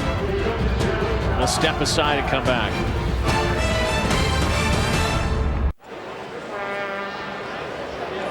So awaiting the verdict here. Was it offensive pass interference, or was this overturned? Looked like Julian Lynch certainly dusted the defender. Good word. Yeah, well, it did look like he extended when he pushed off. But it also looked like Maston was on his way down and stumbling a little bit as well. So see what they rule here. After review, the ruling on the field's been changed to illegal contact, Edmonton, number 71. The penalty will be declined as the play resulted in a completed pass to the 46-yard line. First down, Calgary. Boy, at first glance, you don't see that, so let's take a look a little closer, Glenn. Yeah, again, you can only hit, I mean, if you're a defender, you can only hit in that 5-yard zone from the line of scrimmage. So the contact was initiated with the left hand of Mercy Maston, and then the push-off happened after. And there's the body language I talked about with Gale, just kind of frustrated with the play, comes back. You can see, you know, the teammates are watching that. That was just a little setback. They got it back. Good challenge by Dave Dickinson. Really good challenge by Dave Dickinson, because on first glance, that certainly looked like a push-off. Like a push-off by Julian Lynch, former Saskatchewan Huskies. Got a couple catches now, and looking over the middle, and that was very close to the area where Josh Woodman resides, the Western Mustang. Pretty aggressive move to the ball by Woodman.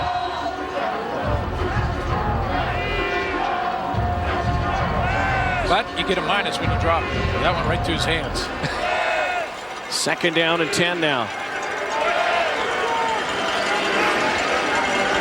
Mitchell Gale is reaching his limit. Gale now in trouble. Loses the ball. Still on the turf. The Eskimos recover.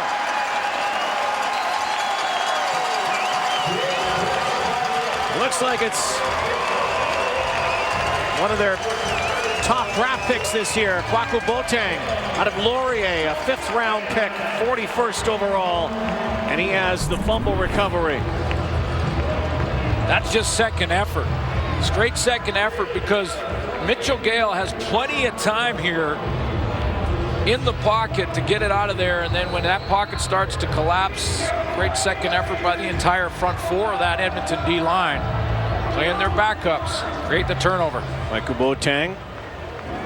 Boateng got the ball too. I was always there for the sack. I was like, damn. The sack. And he wanted the sack. Got the ball. Franklin still at the helm, and a nice catch. Bryant Mitchell down to the 5. What a throw by James Franklin.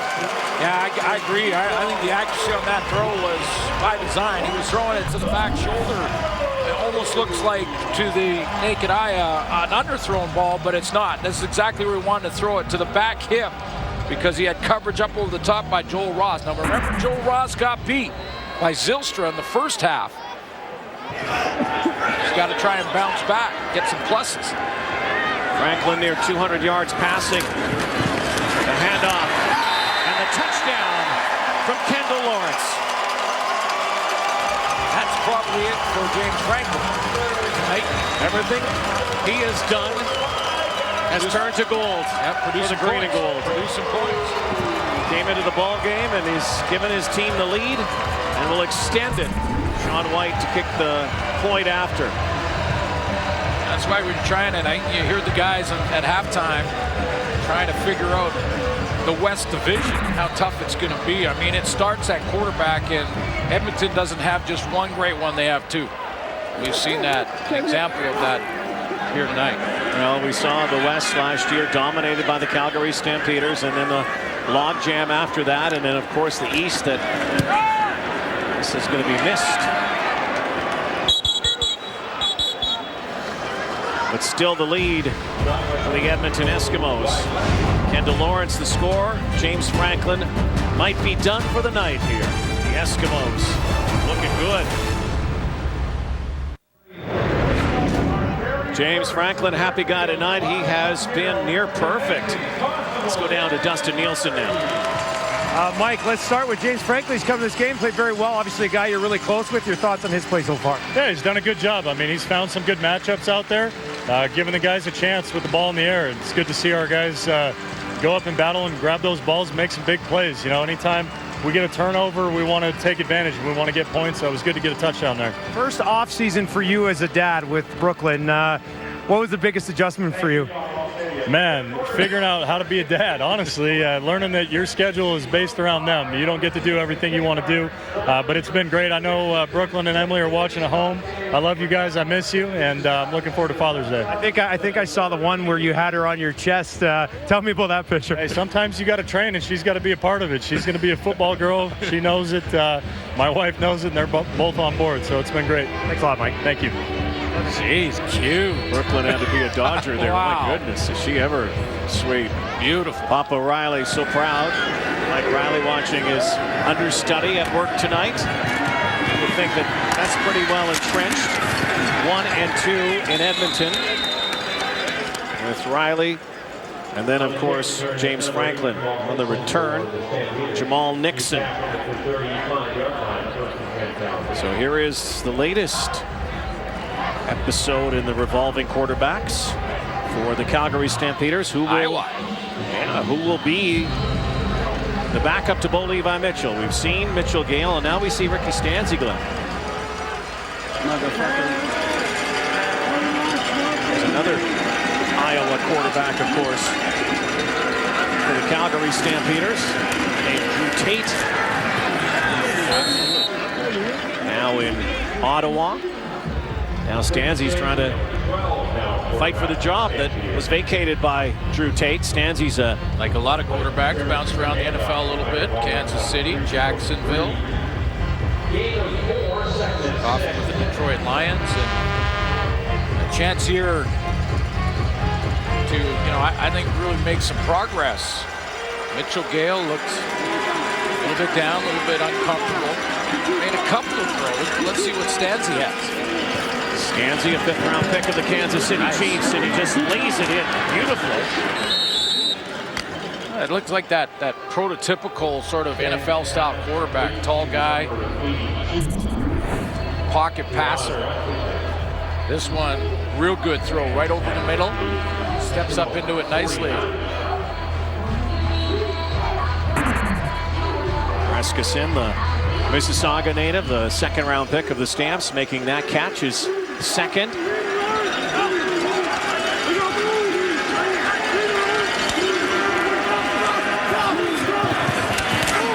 Handoff down to the 40-yard line to Jacoby Green. Richmond Tiger. Spider, rather. Jacoby Green, number 3, the ball carrier, taken down the 6'4", 220. Stanzi with every throw and every first down gains a little more confidence. See if he can convert here and keep this drive alive. Stanzi unsigned, out of football last year. Played the Spring League in 2017, caught on here in Calgary. Stanzi, fumble, but gets out of it. Charlie Power, powerful fullback. Well, now he shows his head coach he's got some pocket presence, because that hit came from behind, and he felt it. He felt the pressure, and that pocket collapse up in here behind him. And as it did, he stepped up into it and then found his check down. He needed 4 yards for the first down. He got 9, and he'll move the chains, get another set of downs. Stanzi, 135th pick overall. Now the Chiefs steps back once again. And a nice grab. Hauled in by Julian Lynch. Got to show some toughness as well. Young quarterbacks show that you're able to take a hit like this and will be willing to do it. He felt that coming, but willing to do it to complete that pass. one of the things that quarterbacks have to adjust to when they come up to Canada from the NFL or even from college football is the different angles and the different throws. I mean, it's a wide field up here. You got to be on time on that wide field throw.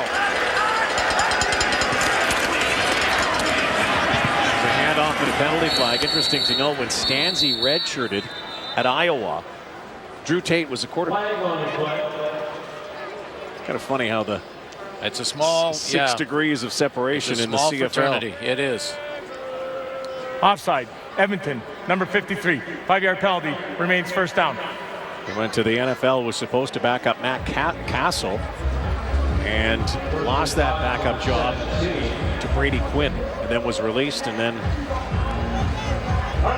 went through the turnstiles for a couple of other teams trying to find a job. And don't forget, even if, say, he didn't make the Calgary Stampeders, he's putting tape down right now. He is. And other teams are going to be looking for it and looking at it. You get some injuries during the season, things like that. First and 5. What a hit. Meets Kent London, who already has a pick, and then pummeled Williams. Big hit. Flag down. Yeah, you want to notice a guy, especially on defense. I mean, we're following the ball. Calgary, number 64, 10-yard penalty. Remains first down. We're following the ball as fans, but coaches, when they watch the film, are going to watch a couple of real good plays tonight by Kent London. That's shedding his block, stepping up in the run game, and it's a good hit in the open field. You mentioned the pick. Trying to make a team and maybe even a starting job at the halfback spot for Edmonton. Holding against the Stamps, so first and 15. Ticking down to 2 minutes left in the third quarter. Stanzi going end zone. Almost. Reskison dusts himself off and almost had a Odell Beckham-like catch back there. I think Reskison is trying to get Dave Dickinson. I think this is their signal to try and challenge that it might have been pass interference or illegal contact. Not sure if London on that angle was past the 5 yards when he made that contact. If so, that would be illegal contact. And it looked like Reskison got up and made a signal to Dave Dickinson to try and say, hey, I think there was some PI there. That's the signal. Looks like for Calgary, because if Calgary is challenging the previous play for illegal contact on their player number 81. Yeah, this will be reviewed.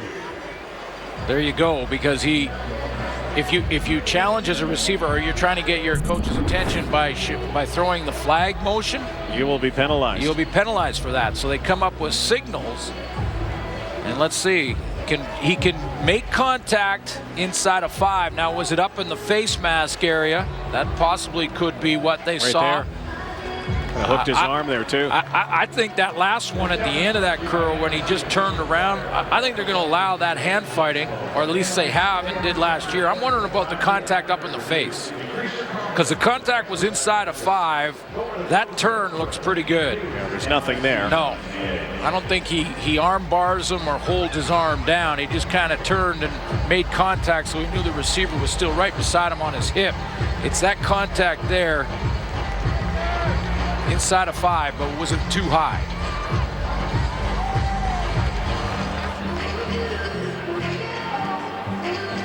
As far as the rules of illegal contact, though, not unnecessary roughness, but just illegal contact, that looked like a good play by London. Just awaiting the call here from command. As a former DB moving forward, it has been kind of a work in progress. We saw a lot of controversy with the video review through the last couple of seasons, particularly on contact and jostling and hand fighting. Where would you like to see this go? I'd like to see it end up with the coach's ability to challenge pass interference, offensive or defense, and that's it. Stay away from illegal contact. I'd like it to land there. They're going to go another year.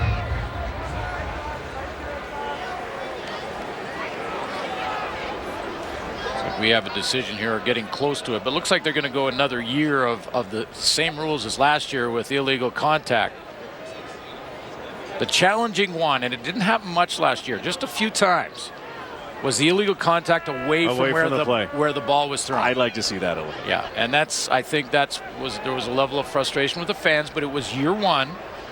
I think Glenn Johnson, the head of officials, and the entire rules committee. Here we go. After review, the ruling on the field has changed to illegal contact, Edmonton, number 26.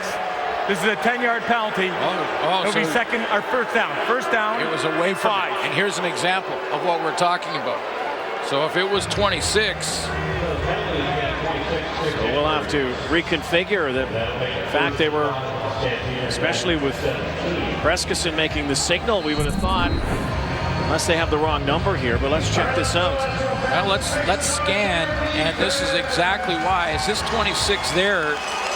This is exactly, that is. So there's the illegal contact up high, away from where the ball was thrown, and that is exactly the example we just were discussing. Stanzi tosses it up. Almost caught by Michel.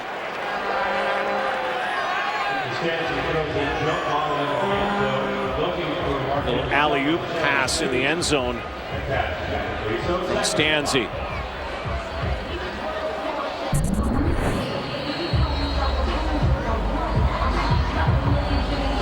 I thought that for a second was Chris Edwards who closed. Remember, it was Chris Edwards with the illegal contact. Then he looked like he came back, but he was just over the top of that. Second and 5. This is offside.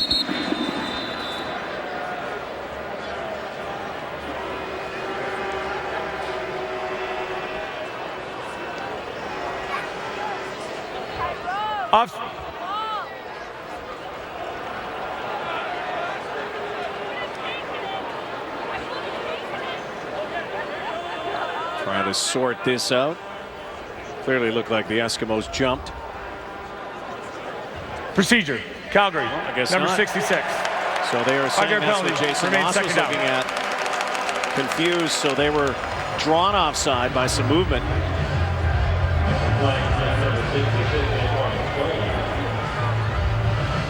And now it's second and 10, 22. Second and 10 now for the Stamps.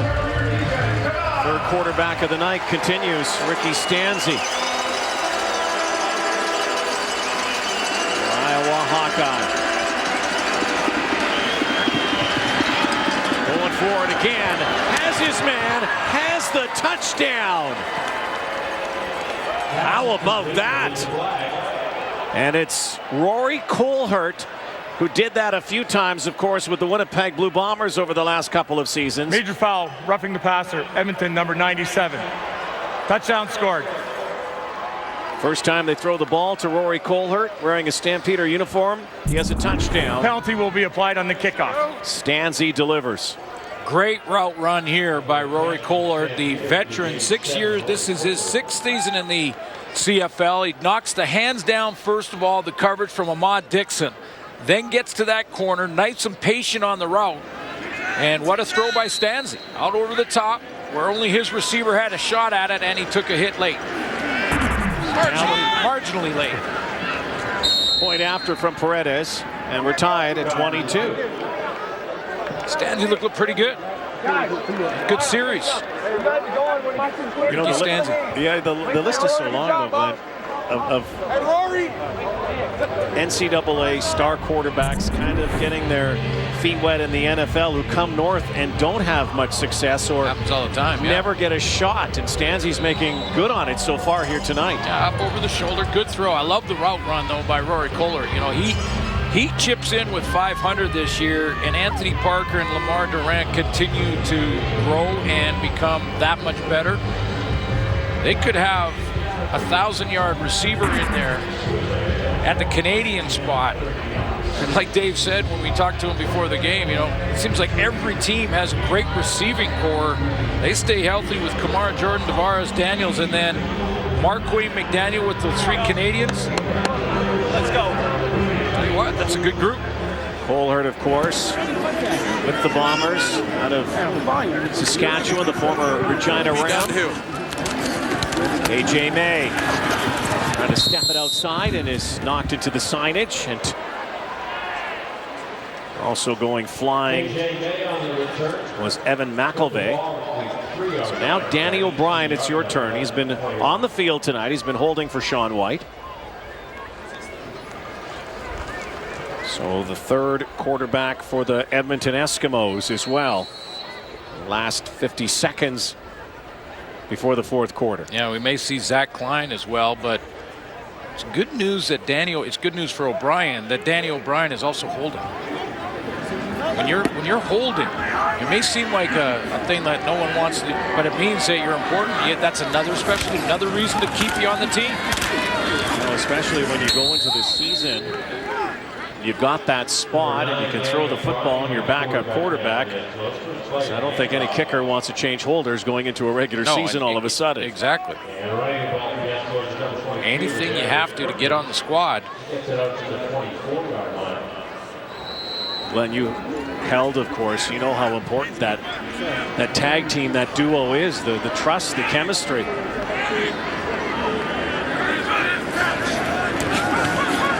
Pump fake now for O'Brien. Spreading it out here, and a catch made. Akil Williams again. Yeah. There's been a couple big plays by Williams. One drop.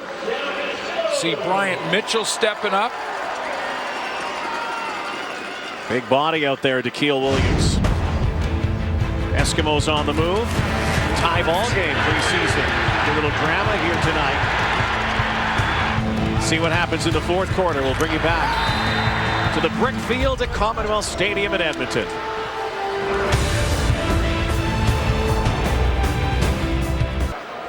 Do you care about numbers in the preseason?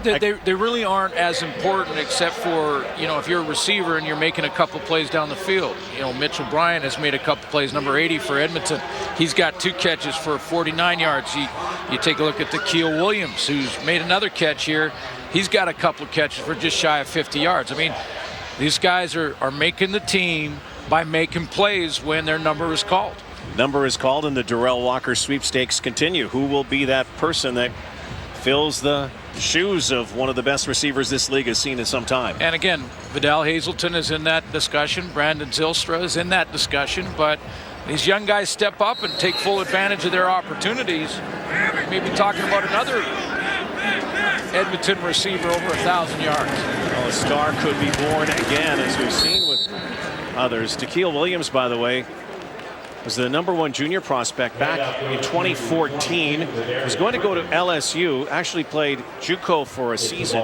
Was going to go to LSU, then ended up in Auburn. Had a pretty good first game. Over 100, I'm guessing. 154 yards, 9 catches and a touchdown. Well, and talking to the coaching staff, he hasn't dropped much at all in practice. I mean, that's the question. So Jason Haas sees the guy practice well, not drop a pass in all of training camp, basically. And now the question for the head coach is, can he take that success from the practice field and take it onto the game field with the lights on? As we mentioned, playing in Auburn, he would play it on the big stage, so it shouldn't be a problem, and he's shown it. So ran into some academic issues at Auburn, but was one of their studs. Big frame, too. 6'3", 225. Darius Perkins getting some touches here. Chance to audition. That backup role behind John White. We've seen Trayvon Van tonight. We saw Kendall Lawrence get a touch. Work everybody through. Remember, Edmonton still has another preseason game, this being their first. Calgary is done. Come down to cut down day on the 17th. You have to get down to 46. And then you get ready for the regular season. Can't wait for that to be going.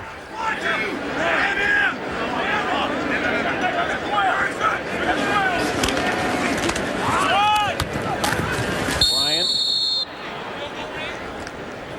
giving Perkins a few touches here. Season starts as it should with a rematch for the Calgary Stampeders and the Ottawa Redblacks. Then a curious twist on the schedule. Those two teams will play the following week as well, so back-to-back. Last year's Grey Cup finalists. Red Black with a new starting quarterback in Trevor Harris. The retirement of Henry Burris. What a Grey Cup game performance by Burris. Edmonton will begin on the road in BC. Sean White.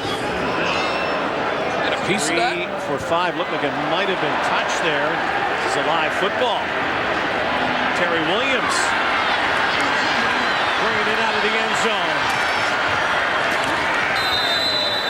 Preseason football. Sometimes you might want to take that single, but hey, you see some daylight, why not? This guy's looking for a job.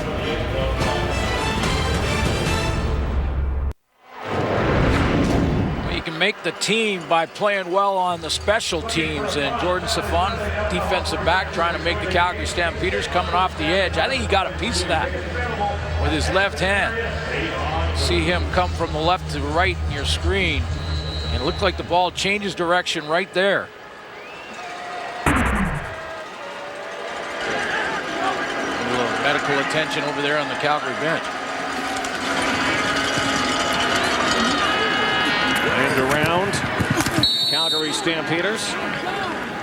Jamal Nixon, number 80. Nixon tries to run left around the corner. He gets up to 24.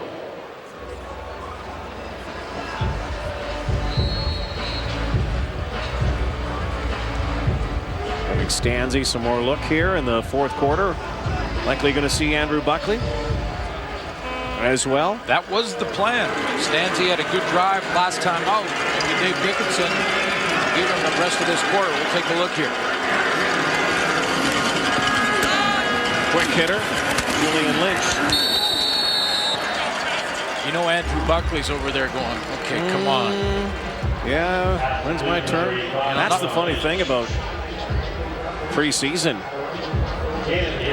Not a terrible first game for Buckley. Not overwhelming either. He was 6 for 8, 59 yards. Well, he would like to get his chance. It looked like he might be going over to warm up. Understand Brandon Bridge played very well in the Saskatchewan game last night. Tie ball game. Tied with Winnipeg. A couple Canadian quarterbacks. Andrew Buckley, University of Calgary, 44-yarder here. And there goes the little guy. Van Leer, who has met up with some bigger guys. Dropped to the field.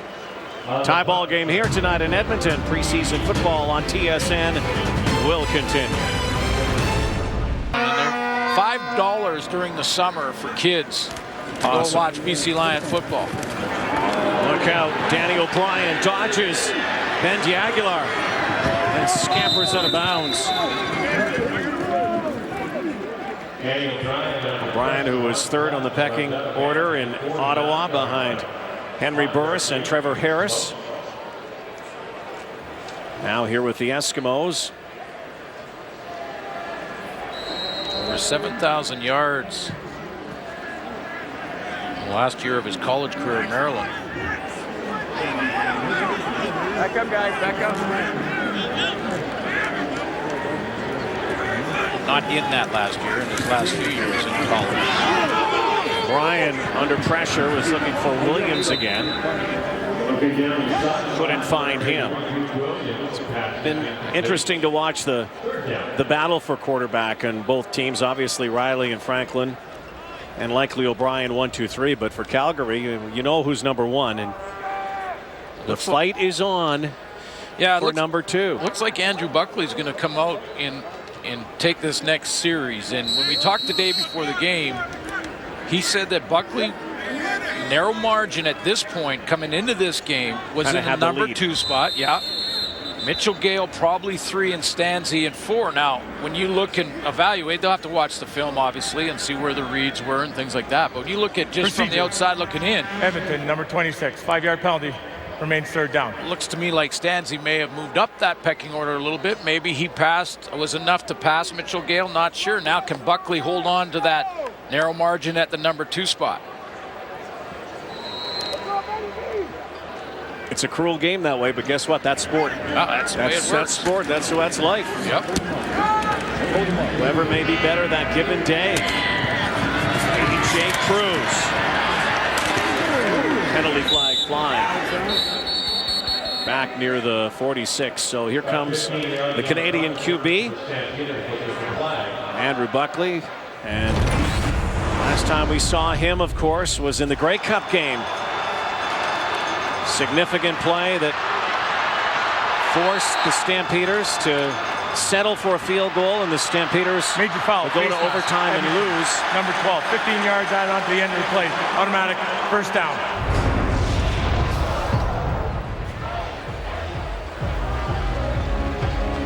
A lot of talk over the winter months about, number 33 is there. Do you give him the football? Everybody knew it might be going there. Maybe it's a bit of diversion. If he scores there, it's over. Calgary wins. Yeah. No, hey, Seattle Seahawks went through it a couple of years ago.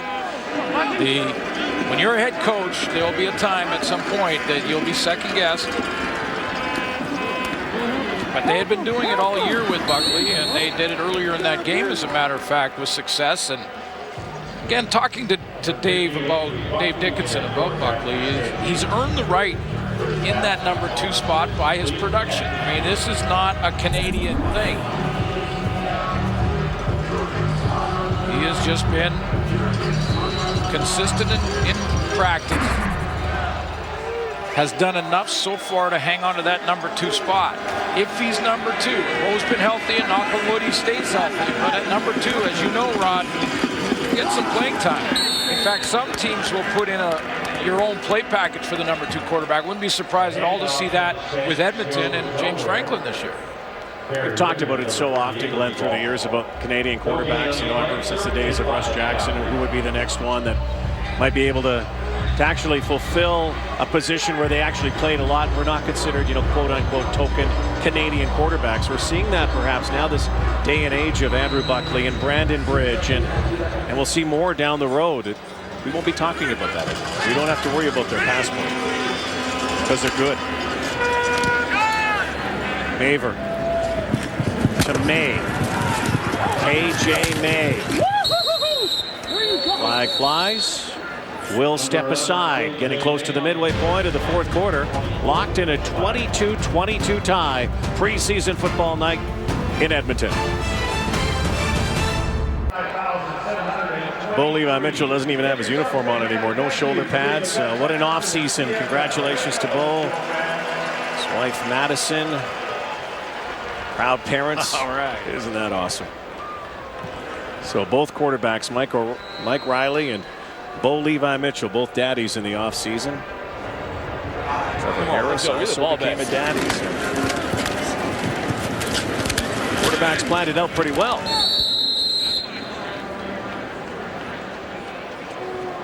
Good for them. Well, it's going to be a battle in this West Division. Started the quarterback position, look through. I mean, I agree with Milt. I'm really looking forward to watching year 2 as a starter for Jonathan Jennings in Vancouver.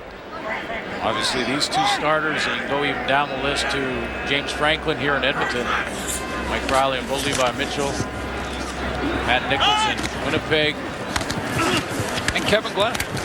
Kevin Glenn still got a lot of football left in him. And that receiving core in Saskatchewan is the real deal. Now listen. Duron Carter. Hey, Chris Schultz is in big trouble too, because at halftime, if you missed it, no, I'm bringing it up. I think he just had a moment, and I think he's retracting his statement. He picked Saskatchewan last. If the president of the United States can say whatever he wants, Chris Schultz, seriously, the man of great honor, may have just had a moment. It might have been a moment, and I'm not sure that was a you can't talk valid statement. You can't talk. It's fake news. You can't talk. I'm telling you. You can't talk about the president of the United States, or my wife will stop watching. Oh, there you go. Okay. And up near the 50-yard line is Mark and Michel on a 45-yard kick. So Andrew Buckley again here in the final 7 minutes, getting a chance to see where he can put his name on that depth chart. Tell you what, did everything imaginable as a college player down the road in Calgary with the Dinos. 2-time Heck Crichton Trophy winner.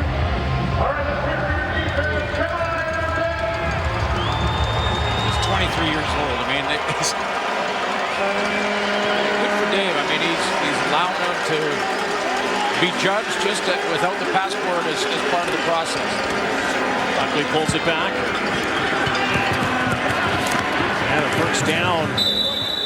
Andrew Buckley Jared Boykin out of Virginia Tech.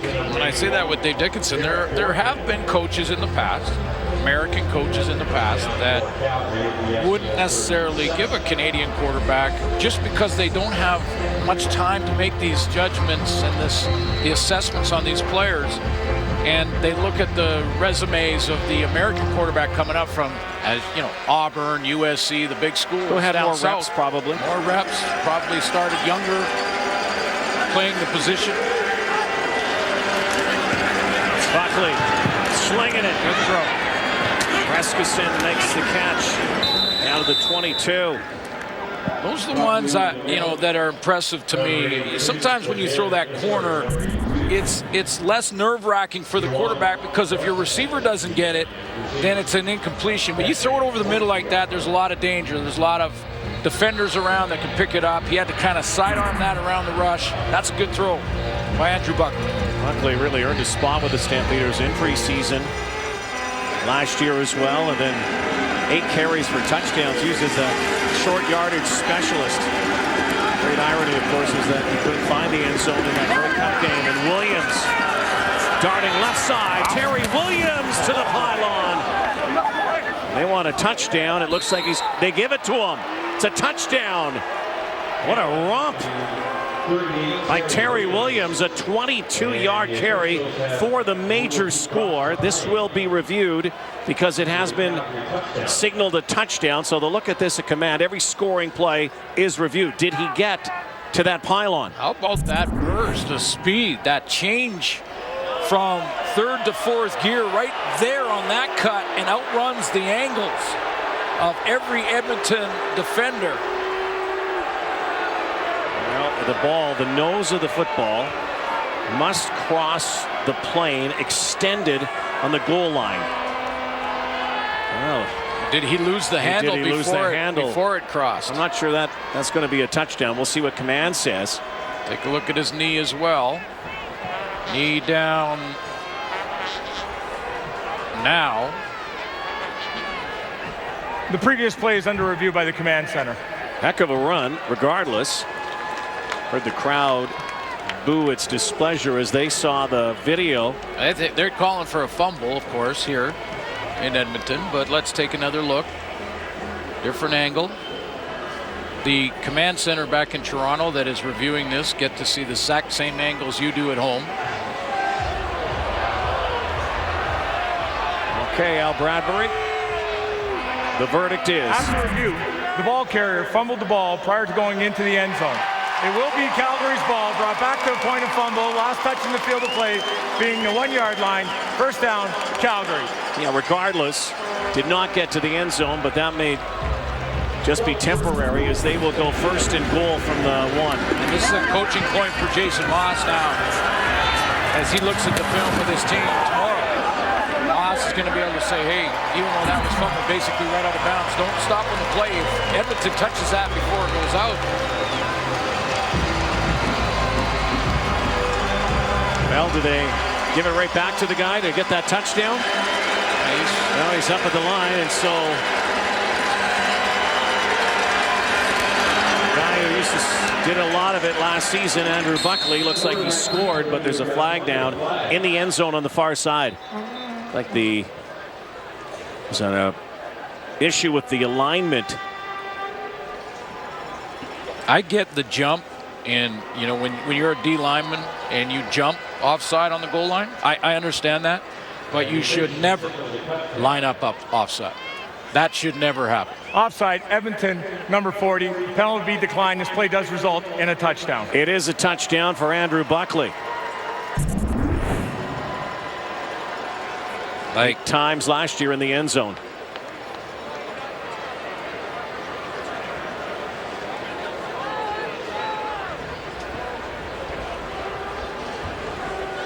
Kid is really good.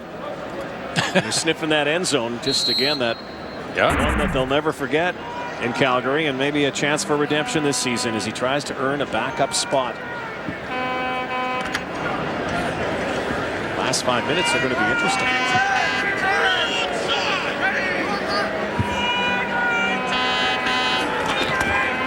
Paredes Makes it a 7-point lead for Calgary with 4.5 minutes to go. Very significant change in the coaching staff and just how the coaching duties are distributed with the Edmonton Eskimos. Jason Moss, of course, last year their head coach, was also the offensive coordinator.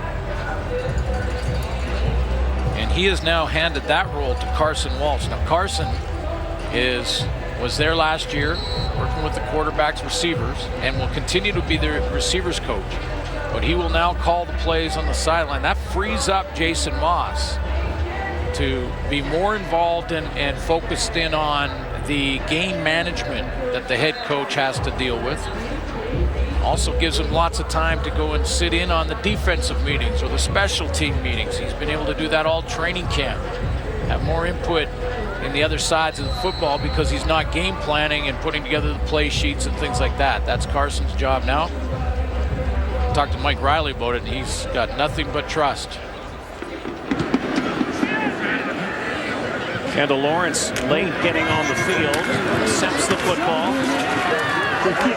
We might have some drama here. Final 4.5 minutes. Like we may see a new quarterback in Zach Klein getting his chance out of Fresno State, 23-year-old.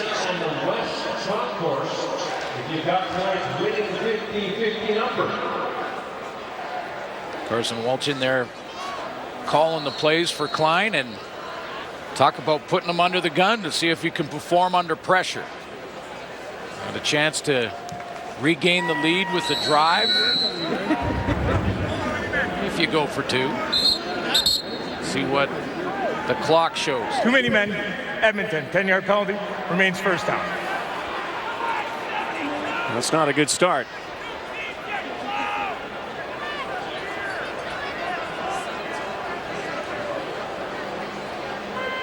So Zach Klein. Been more penalties in this second half because I did jinx it in the first half. Well, again, yeah, no, it's the backup. Yeah, you go by personnel. Yeah. Klein. Oh, going deep. Oh, he has Williams. Tequila Williams.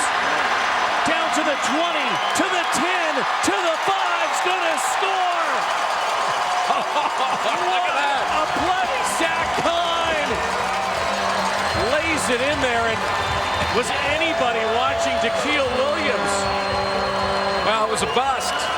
In the Calgary secondary, Tequila Williams made a real good impression all game long, no matter who the quarterback has been. Had a couple of catches from James Franklin, and this is just Zach Klein, his first throw.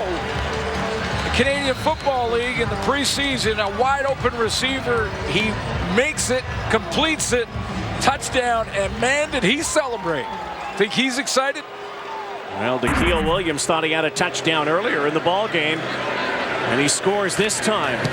I'm not talking about Williams and his reaction. Watch the quarterback. He's out of breath because he's been sitting on the sideline waiting for his moment. He gets his moment. He completes it, and watch the reaction. I mean, good for you. Wide open. Actually looked off the coverage. Well, that's a pretty good percentage for Zach Klein. Watch the reaction here. It's Zach Klein. Sees him open. Makes a catch. Oh, yeah. Oh, yeah. He's got it. And the full sprint. He looks like he's running with the Olympic torch. He almost caught up with Tequila Williams. You got to love that. That's what it's about. Get excited. Yeah, get excited. There you go. Touchdown throw. Zach Klein has had quite a journey to get to the CFL. You know, he's making the best of it right now. You talk about unbridled enthusiasm. That's great. I love seeing that. I love seeing that. So does his teammates. And how about Tequila Williams?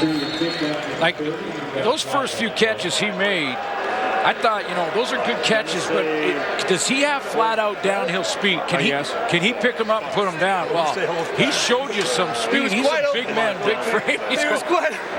Thanks, Coach. Thank you. Hey, good read. Isn't that awesome? Holding. Where's Pat? Number 56. Good read. 10-yard penalty. Good read, kid. First down. You threw it to the open one.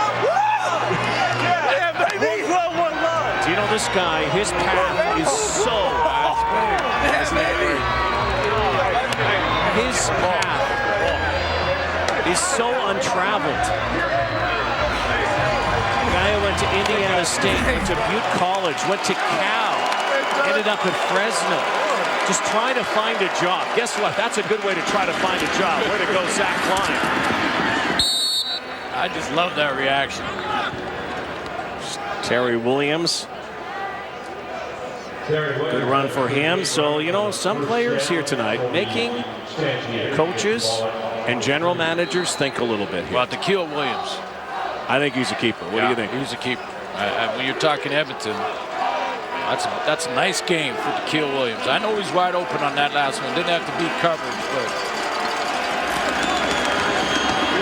Buckley avoids one, now takes off. Andrew Buckley sprinting out. I think he wants to be the backup in Calgary. 3-minute warning. Tie ball game. At the 49. I thought these were called exhibitions at one time. No longer. you done? Talked to Jason Moss about that change. It caught him off guard. It caught him by surprise. But Brock Sunderland called him immediately. He was hired. Good catch. Rasmussen has made a couple of highlight reel catches here tonight. Well, it starts with pocket presence from Andrew Buckley. He can feel the pressure a little bit, so he steps up, buys himself an extra split second or two. But Rasmussen comes back and beats double coverage, basically, because he high points. Calgary looking to answer here after Edmonton answered. There's Williams again. Kutztown University in Pennsylvania. Williams, who's a couple of shots undrafted. New York Jets. He has got some quick feet, real quick feet. And he's thick, powerful. He's got some great change of speed too. That's real good. Running backs can lull you into thinking that they're going full speed and then have another gear.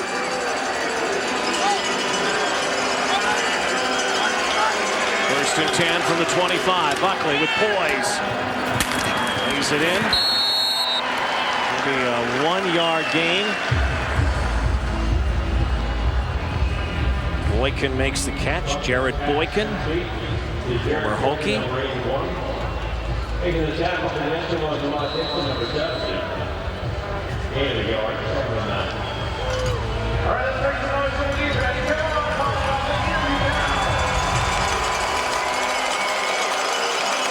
Two-time Heck Crichton Trophy winner. Best university player in Canada. Andrew Buckley lays it in. Touchdown! How about that? Richard Sindani, draft pick by the Calgary Stampeders. 8th rounder, played junior ball with the Calgary Colts. Gets some playing time here, and officials are waiting for a review. It was ruled a touchdown. Again, they will look at the replay here. And how about Sindani in his first catch? Simultaneous catch goes to the offense, if that's what they're ruling, and that means that would stay. But no, that's a clean catch there. Now, did the ball hit the ground at all? It didn't look like from the other side, that other replay we had. It's a great catch. And it is a touchdown. And how about the answer for Andrew Buckley? One throw for Edmonton for a touchdown to tie it, and Buckley comes back, gets the lead back in a nice drive, and this throw with pressure in his face is right down the seam to Sindani, which is a fantastic throw under pressure for Buckley. That's almost a 100-yard drive for Buckley. 6 plays, 95 yards, and Stamps back on top. And how about again earlier that scramble out of the pocket, get a first down. That was huge. That's how you win the number 2 spot behind That's how you do it. Bo Levi Mitchell.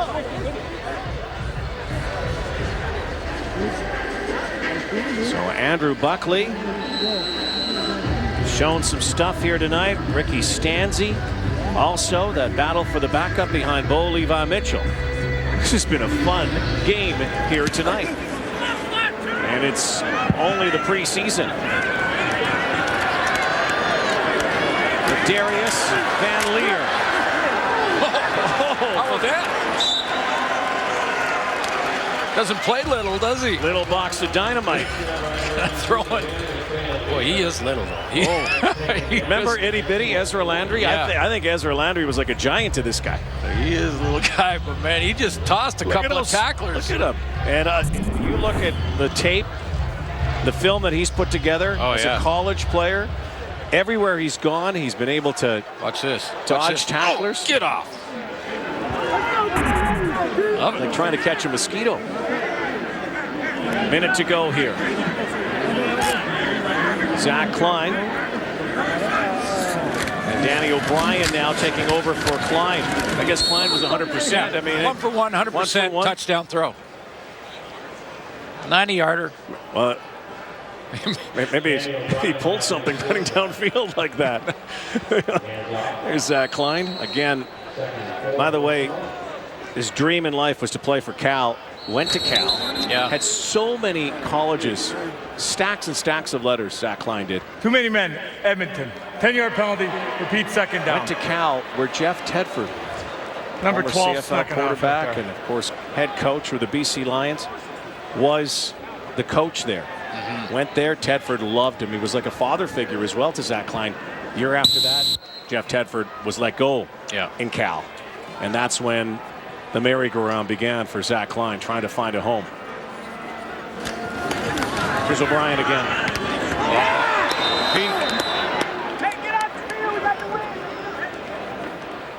O'Brien finds number 88, John Harris, but pass is incomplete. So, number 88, John Harris from Texas in the game. 3rd and 13, last gasp here for the Eskimos.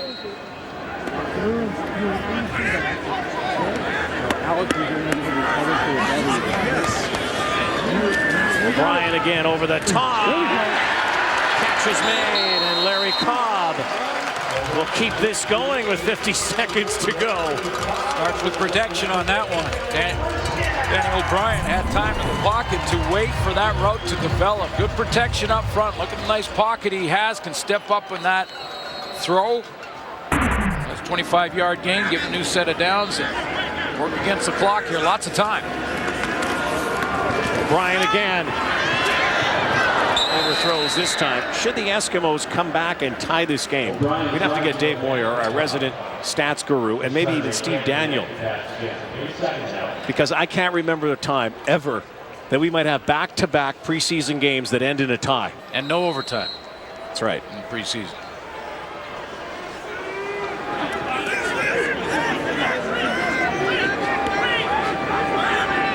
They've got to score. 39 to go. O'Brien, quick hitter. Juggled, but caught. Missed the earlier one, but gets this one, so Harris will move the sticks again. Got some excitement brewing here. Little slant route, outside receiver.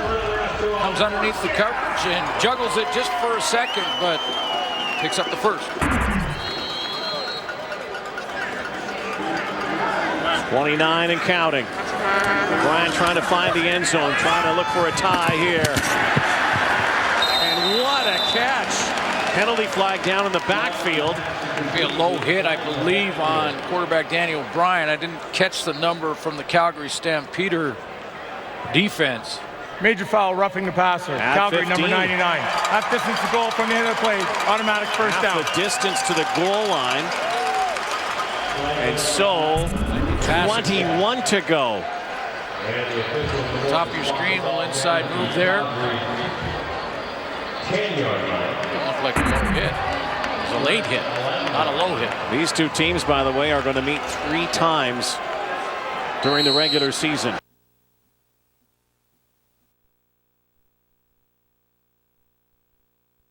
These two teams, by the way, are going to meet 3 times during the regular season. Labor Day and then the week after and then late in October. Battle line's already drawn. O'Brien, end zone. And we may see a flag. We do. That looked like a bit of shielding there, interference. Odiasi. It's a penalty as well in the backfield. So 2 flags, could be 2 calls here. We'll see.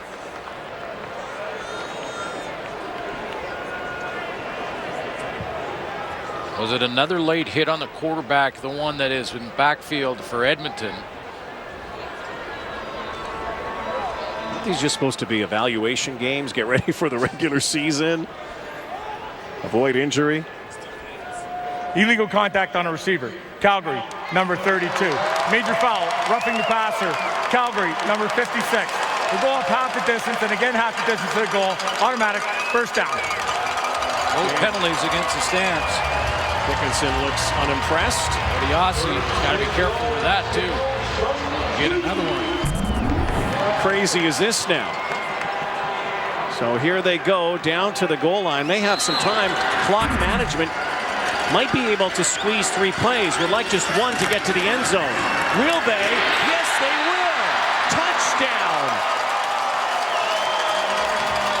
First time this guy touches the ball, Marion Grice.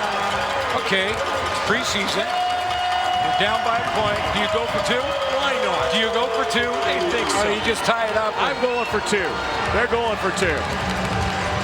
Play to W here, right? Absolutely. It's preseason. Obviously, if there was an overtime possibility, Jason Maas kicks the extra point, and they go in overtime. But I'd like to also get a chance, a crack, maybe a 2-point convert, maybe see some players under duress. Another play under pressure for Danny O'Brien. For the win now.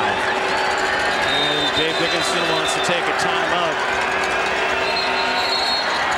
Timeout's called. Calgary. There's been a lot of ebb and flow in this game, and it's been a lot of fun to watch because we have seen some players that we likely are going to see in the regular season, Glenn. Oh, absolutely. Absolutely. Tequil Williams, one of them, receiver for Edmonton. I thought Stanzi for Calgary looked good. So did Andrew Buckley. Buckley looked very good. I think if he had the edge, as Dave mentioned, at that number 2 spot, he's won it.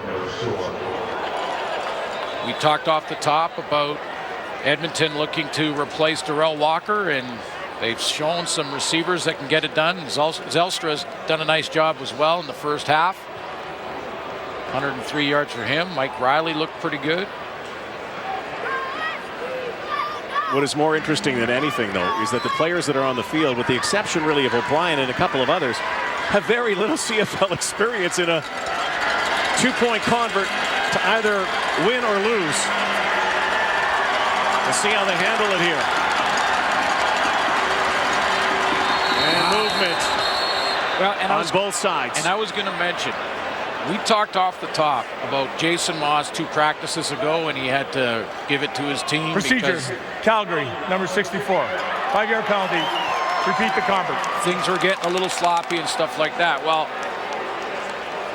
discipline has been an issue in this second half. Doesn't mean if it's backups, they should still be playing at a top high level. So you don't want to just accept it because they're young guys and new to the game. So the Edmonton Eskimos and Jason Maas will continue, I'm sure, as the practices go on, leading towards the regular season, will emphasize discipline and try and eliminate some of these penalties. I think they're close to 20 on the game. Danny O'Brien again from the 8, looking end zone for the win. No. In and out of the hands of Anthony Barrett. Boy, that's a nice throw, too. Gave him a chance. Well, another chance for, regular season simulation, though, coming up, because 13 seconds remain. Onside kick coming up here. All the things that you're going to have to be able to do in the regular season. Nice coverage by Odiasi down there too. Now, and again, this is what we talked about in the preseason. Every player has been beat. If you've been across the stripe, you've been beat. That time he recovered after the interference call, the play before. I get the reaction by Mike Wright. You think they want to win even though it's preseason? Well, it's against Calgary. Yeah. But nice bounce back play with Sagi Odiasi. I like to see that in players, and that's what Dave Dickinson, these coaches are looking for. Can you bounce back after a bad one and make a good one? He was in coverage there and distracted the receiver enough. Barrett caused that incompletion.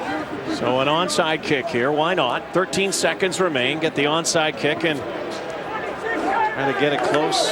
Put it on the foot of Sean White, who will perform the onside duties here.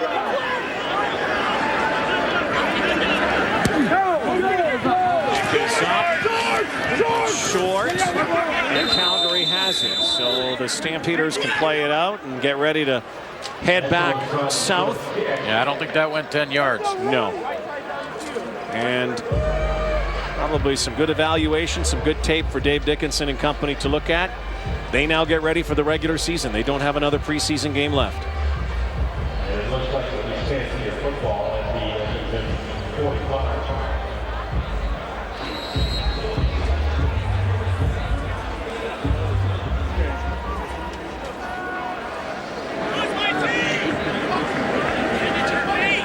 Stamps in victory formation here.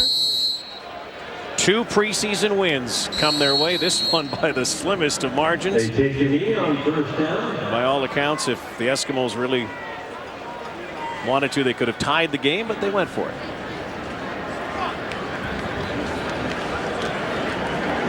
And some highlight reel stuff. The season of redemption will begin for the Calgary Stampeders in a couple weeks. Oh, it's going to be a dogfight in this division, in both divisions, but these two teams locked horns 3 times last year in the regular season. Calgary won both. In the preseason, Edmonton won. Calgary wins their preseason game against each other. They play 3 times in the regular season. And maybe once more again in the playoffs. Let's go. Let's kick it off for real. How the West will be won, who knows? Night to honor Hugh Campbell and the late Larry Highbaugh. Really a wonderful night. Hey, anytime we can watch some CFL football, preseason or regular season, makes it a good night.